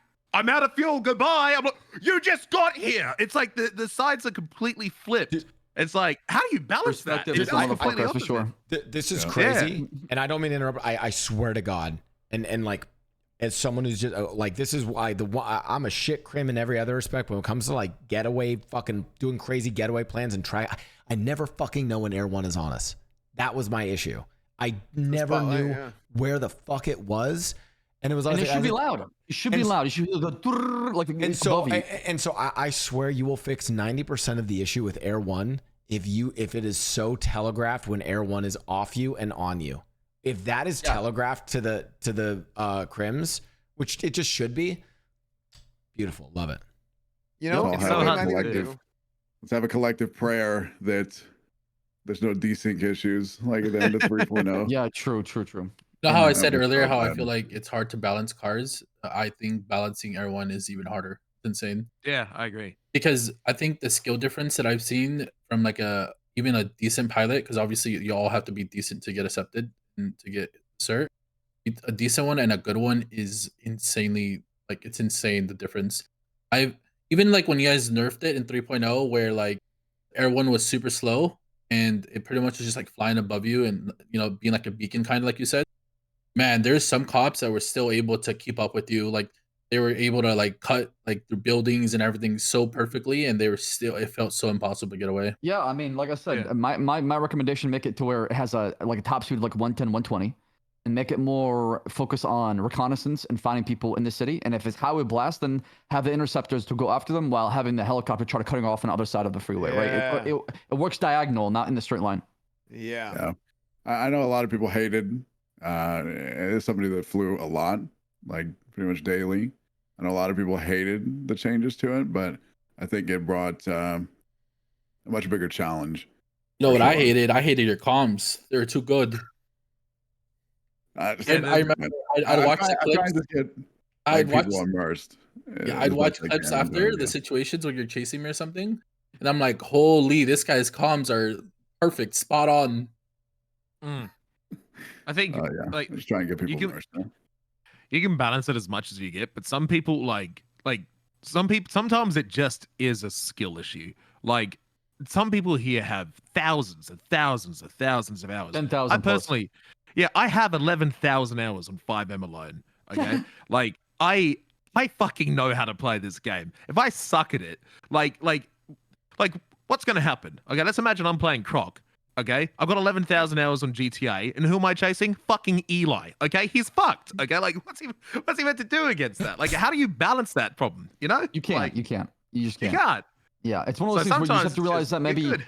yeah, you know the role player's new or they're not really good at escaping. Just have fun with them, right? You let them, you have the chase go on, and then eventually you stop it, right? You give them a little opportunity to have that role play, but if they fail, they fail.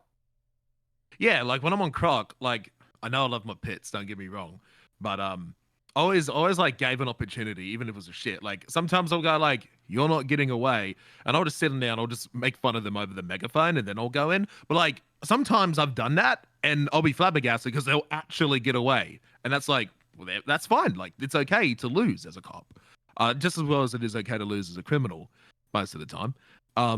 But like, yeah, no, it's just.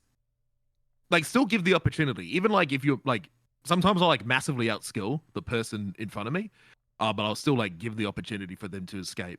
And yeah, no, I just think it's the right thing to do. I guess I don't know. So, what do you guys think? This is something we talked about a lot, like in character. What do you guys think about turbos? Like stealing turbos or I hate installing what? turbos? No, the fact that they exist. I think they've made balance horrible. Like horribly difficult, sorry. Because what's ended up happening is a player will then be driving and they'll chase somebody and then they're like, "Oh my gosh, that car went 220 miles an hour." But it's because they have like a 99 turbo that allows them to hit acceleration at the right point, which kicks them into a different gear that was unattainable without the turbo, and then it like unlocks their top speed. So basically, players sees car going really fast, and they think every time they see that car, it's going to go really fast. But in reality, that's not the case. So everybody has their own individual skewed view of how the balance between all the vehicles work. Because, like for example, a CVPI without a turbo has awful wheel spin, no traction. Top speed is like 110-ish, I think. But then if you get a turbo in it, the right turbo, it'll have really high acceleration off the rip. It's like red lines, really high acceleration off the rip. Tons of wheel spin. So if you turn it all, you'll spin out. But it also unlocks a different gear that it can get you to, because you can get to the next gear and then it pushes your top speed over. So Sounds like you need a sequential. Yeah, but sequentials just aids for Get good. Yeah, I know. You need a better mouse or like a better set of first sequential. For sure. Yeah, like sequential for cop. Like there's just so many things. I think somebody who's tried it. Somebody else tried it, but I can't remember who it was. I think it was like. Go ahead.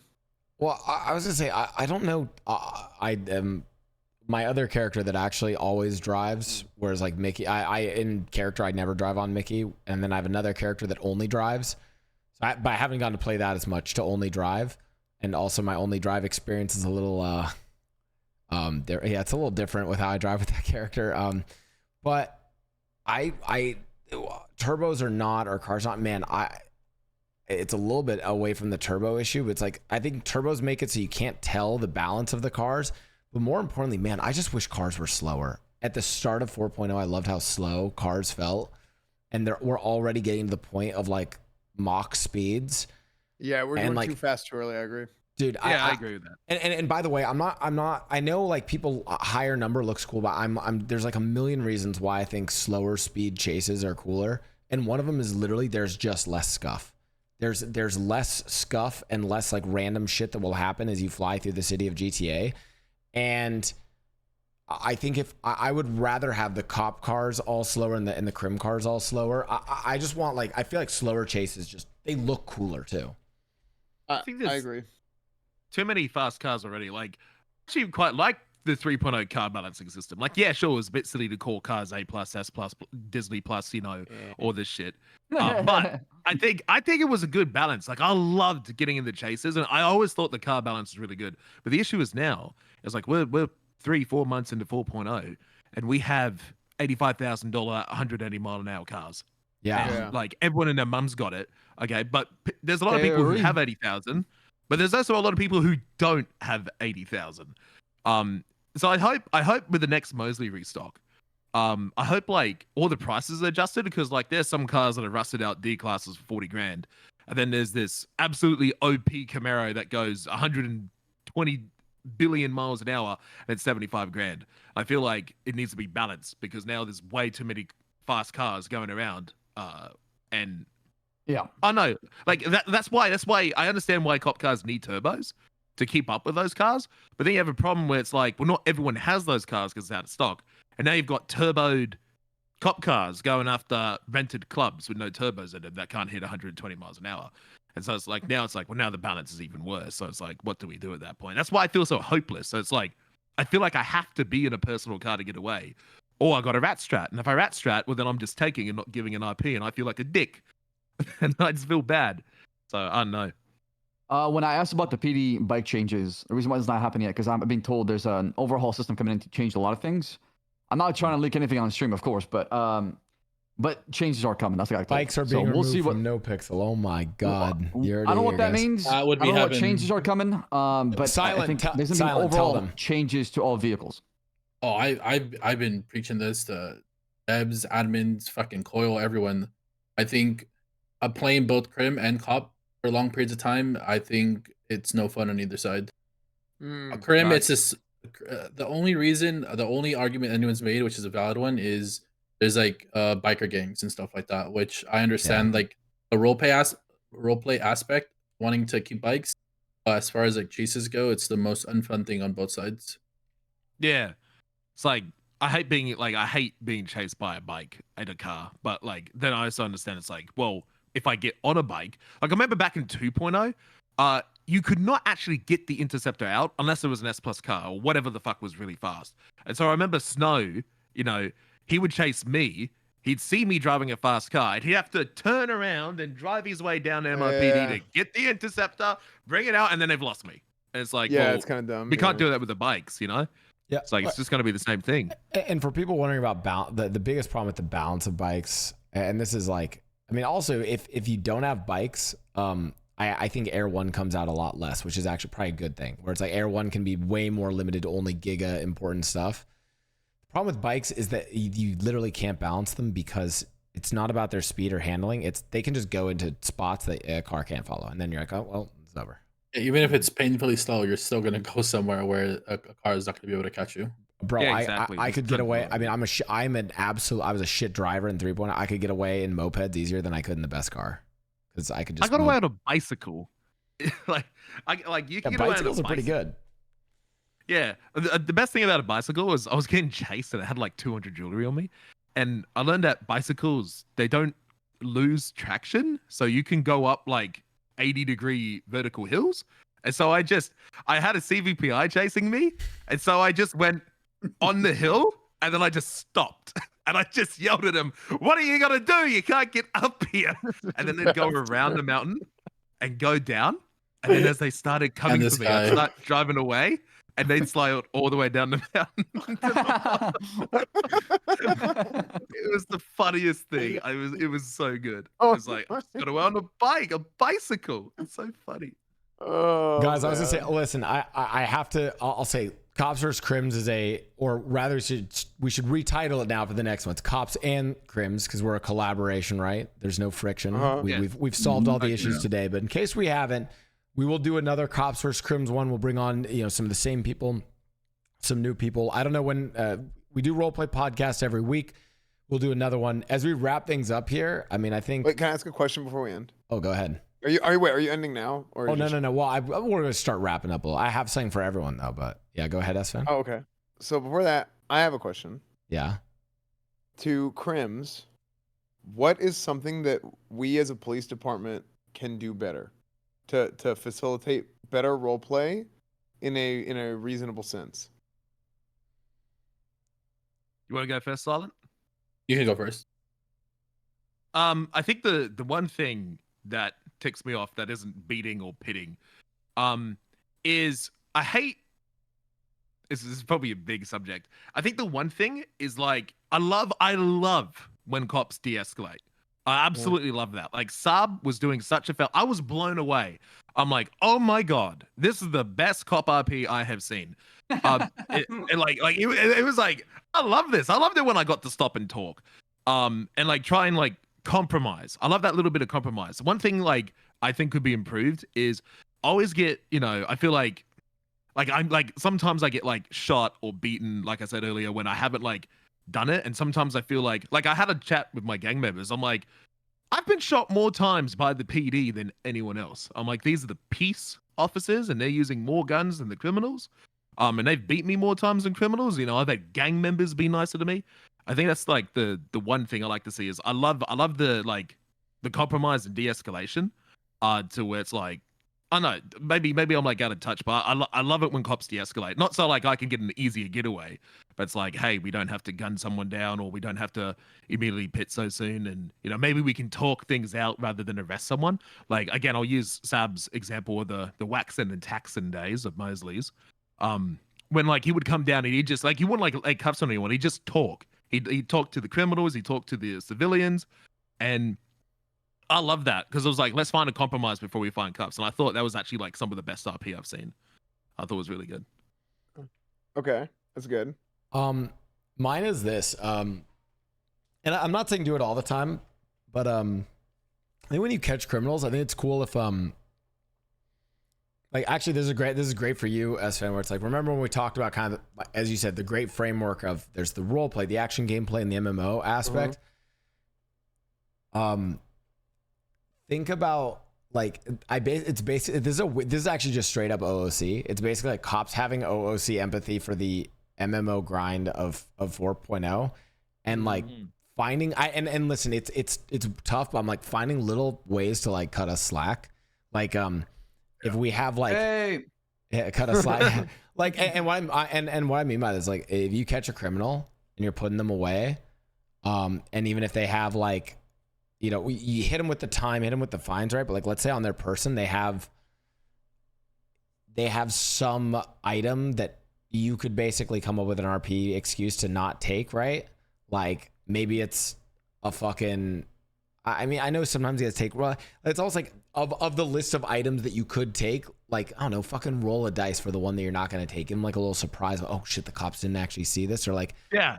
A classic one is if you ever actually I will say this, if you guys ever see a progression related item, try to like not like I swear this will be the greatest saving grace on the PD. If you see a dongle on a Crim, some like little USB dongle, try to like tee them up an excuse to not take it. Like basically like find a way to not take it. They're gonna be the happiest person leaving the prison when they find out they actually have it. Dude, we will like. I'm telling you, you can hit us with the fines, hit us with the times, but like a little like, oh, like I didn't lose this critical thing, like, and not saying do it all the time. I'm just saying like every now and then, just a little tee up there. So part of the issue is if like you have to follow your procedure and you have to take things that are, you know, marked for seizure, right? However, if something is not marked for seizure, then we won't take it. But there has to be investigations and stuff that leads to that point. So we might take something for investigative purposes, but we have to, like, that has to be returned to you. Like, you know, by like if that's yours and you want it returned to you, you can come and you can ask for it, right? Isn't that how we do it, Saab? Yeah, I mean, it's like you we can can't take hold on to hey, evidence unless, right. Yeah. Well, explain it better because you can explain better than I can. Right. So if you're investigating like a piece of evidence that you believe is involved is a criminal tool or ties with a criminal activity, we can hold on to it for a little bit and investigate it. But for the most part, if we don't have probable cause to keep it, we got to give it back. And that could be something that is very beneficial for the criminals who just committed a heist, but we have no idea how or why they're robbing a USB dongle, for example. Like, why the fuck would we give a shit about USB dongle, right? What's on there that would make us believe there is crime on it? Right. So like in character for me, like as Cornwood, like I'm online so much that I find out a lot of things. But I hold back a little bit, just a little bit, and then I kind of gauge on if it's fair or not.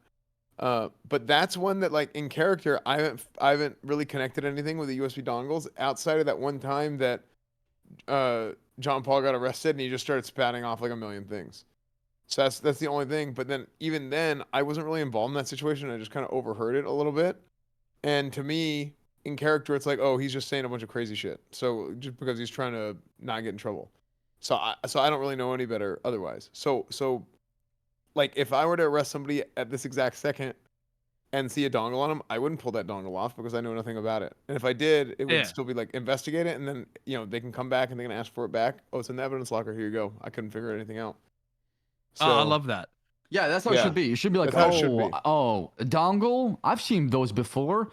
Those are suspicious, guys. There must be crime on there. It has to be organic. It has to be. Mm-hmm. All right, Silent, what about you? I think it's kind of something that we talked about, right? But I think promoting when someone's in the cells and if they're gonna sit there, whether it's interrogation or not, and they start yapping, promoting that and making them feel like, okay, next time I come into the cells, then me yapping will like, I don't want to say benefit me, but like I'll get that interaction back, right? Like I guess one example that, I mean, Arckon, you were there, right? Mm-hmm. It's so petty and such a little thing, but one thing that I've been arguing in character is the kidnapping charge, right? Between kidnapping and what's the other charge again?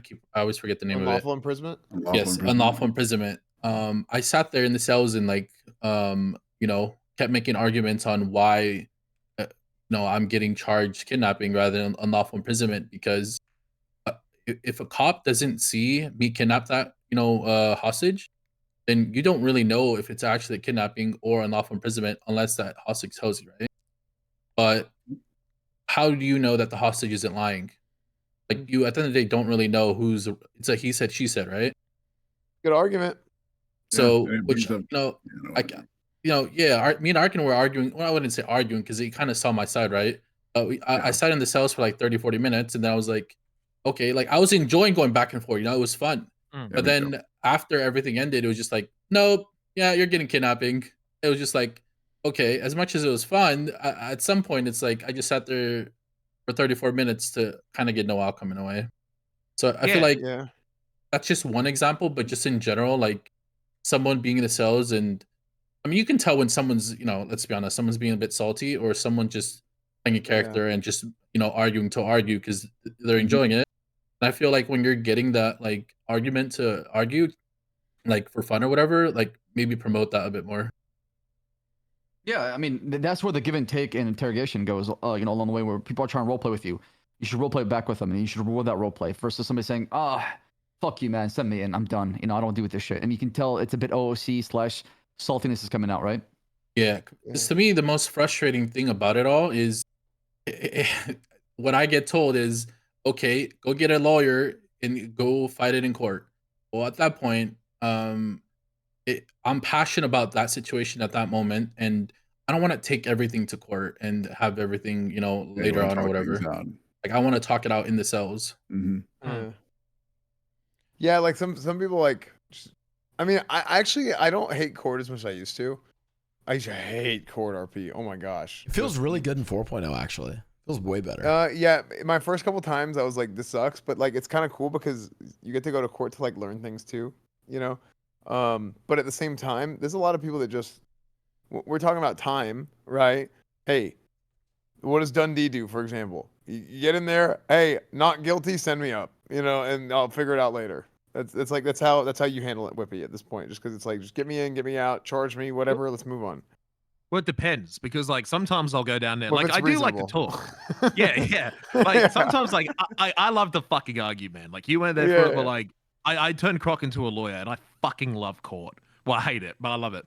And so on Dundee, like I love to argue. I love sitting there going back and forth. But sometimes it's like I'll sit there and argue, and like it's part of the character trait to plead not guilty. There's like a reason for it, like actual law. But the main thing that sometimes fucks me is like, well, okay, well if I sit here and argue, they're not going to do anything unless they plead guilty. Right. I want to get out of prison and keep doing things, but if I keep talking, I'm fucking myself because they're not removing time because I'm not pleading guilty. I'm just sitting here getting nothing out of it. Why talk?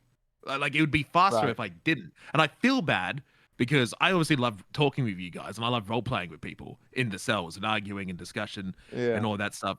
But it's all I just feel like sometimes if I sit there and I talk, I get no reward for it. It's like, well, I don't want to sit there and be the guy that just sits there angry like fucking send me to prison, I'm angry. Like, I don't want to be that guy because I feel like I'm being shitty, but like if I talk, I'm actively screwing myself. Your character is like passively angry though. And I want to spin. We do have to wrap soon, but I mean, we gotta send the question back to you guys though. What's the like thing where you're like, man, I just wish the Crims would fucking stop doing this, or do less of this, or do more of something else? What's the change you want to see from the Crim role players on NoPixel? You can't talk about swaps. Yeah, I was thinking that. He's gonna say swap. Yo, Saab, you good, bro? Yo, Saab, you might be muted, Saab. Yo, Saab. True. True. To a T. True. I'm good. I said all of it, Blau. Did you not hear it? Okay, Esfand, what do you think? And then we'll get to Arckon, and then we can wrap. Okay. Well, first, to the point of the charges, just kind of reel back just a little bit. I do think we have to get better at pushing charges the right way. That's something that in character, like you said, like having like a lower reason to do that. Like Cornwood has that lower reason to do that, and I OOC believe this as well, that we don't push charges the right way. And I think we need to get our process down and our procedure down better so that people can trust that we're acting in good faith and we're not pulling some bullshit and trying to get one over on people as opposed to just like doing our job. So the next thing, what I wish Crims would not do as much. I can tell you the biggest one. What do you think is the biggest one? Giving information and roleplay, honestly, especially during interrogation, when we got you, like, we got your back against the wall, and we're trying to help you out, but we need something out of you. Yeah, and just you're like little refusing to. breadcrumbs at the very minimum. Yeah, because like we hit so many walls in so many investigations, and the only way I can break through is talking to somebody, is having that conversation. Yeah, Crims should snitch more, bro. Like the biggest Crims in the server like openly snitch about all sorts of random shit, and they do it in a way so scared to, dude, and they do. But here's the thing: they do it in the context of like publicly, or like ways where it could come back to them. And like honestly, the only safe way to snitch is in an interrogation room with the cops, where like it might not come back to. Like I think they should backwards. Yeah, it's backwards. Like, People do it publicly, not privately. Yes, dude. Everyone keeps snitching like really obvious public things, and I'm like, well, do it privately in an investigation. Yeah, I agree with that. For me, it's something that annoys me is whenever. Now, part of the problem is like I know why it happens, and it's because of previously like bad experiences with police officers, maybe, or a preconceived notion. And it might not have even been an experience in 4.0. It might have just been something that happened in the past. But it's whenever like you're trying to act in good faith and then people think that you aren't. That actually like that annoys the hell out of me because I'm like, no, I'm not trying to do some bullshit. I'm not trying to make something up against you. You're genuinely trying to help them, but I'm just trying to make sure that better or for worse, it's just right. I don't care if it's you're getting a ton of fines or a few fines. I just want to make sure it's right, like it is the correct charges are being pressed. That's something that annoys me when people think that like Cornwood's trying to pull one over on them or something. I think it's exactly what you said, where it's like PTSD. Like even I feel like sometimes a cop could ask you such a basic question that has zero to do with them wanting to charge you more, but a Crim has had like the experience of, oh, I've answered something like this before. They're just trying to fuck me and stack charges. In reality, you're actually just trying to roleplay with them and just just have a conversation with them. Yeah. Do you think I feel that. Do you think there's like little incremental things that we could do over time to shift that narrative in people's minds? Stop lying. Like I feel like sometimes like I've gone with a cop and they'll lie to get. Like, I mean, it is more PTSD. I'm scared to do it again in 4.0, but there have been times in 4.0 where myself or some members of my crew has been lied to by a police officer, got told one thing, got tricked, and then fucked. And it ruins the credibility for all the other cops. That's one thing we talked about all the time, right? That's why being a police officer and not doing a lot of dumb shit on the public is crucial, is because people think that's what the PD's all about, right? They think, and that's shitty because a lot of times people judge you based on what? Your appearance and what you do, your actions, if they don't know you, right? If I don't know Cletus and I'm watching him do something, I'm judging based on his actions and appearance, right? That's just like everybody else. Yeah, it makes sense. Is this like during like specifically negotiations, or are you saying just like as a whole? I think I mean, the one time that we were lied to was in a negotiation, but I think a majority is that it's still like a silent stat. I got PTSD. I got caught PTSD, man. I'm just being lied to. I haven't seen it as much in 4.0, but like I have seen sometimes in 4.0, like in a negotiation where like we've been lied to and then trapped and then fucked. And it's like, well, my character's got to learn from that. Like, I want to, play a little dumb and allow RP to happen, but like, how many times am I going to allow myself to get lied to? I was gonna say, Arckon, I do think it's getting better. I think like I keep leading the you're now leading the PD. I think keep it going in a better direction of that, because again, I do think a lot of the more veteran NoPixel people have been. I think people were burned probably from 3.0, where it really felt like it was cops versus crims, and people were only taking and not giving. And I genuinely think the PD in 4.0 and the crims in 4.0 have been giving way more RP to each other, not just taking. And it feels like it's getting better and improving. But I think that is part of the problem. Like, dude, like all of the crims on NoPixel have like PTSD from 3.0 situations. Yep, So, a lot of them are jaded. Vice versa, cops are well. Yeah, and vice versa Yeah, from the vice cops. versa. It's gonna take a while to kind of, shift the narrative, if you will. But I mean, the truth Yeah. is, even when you guys are doing good work, sometimes it feels like, okay, I can start trusting cops, and then yes, you get that one unfortunate situation, and then you go back to step one or whatever. it's like one That's step done. forward, and then the next day it'll be 4 backwards, and Yeah. Yeah, exactly. constant. But downhill I mean, the spiral. only thing I guess you can say is, whenever you see the right leadership or whatever you believe to be the right leadership, and they're trying to take those steps, then I think crims buy into it very fast, but they buy out Yeah. just as fast. Like when stuttering. Like, and a good example is this is like recently some of my dirty cash got taken. And in my past, PTSD me is like, it's gone. Goodbye. Never seen that cash ever again. But then I was completely proven wrong when my lawyer, Mickey here, managed to actually get the items back from the cops.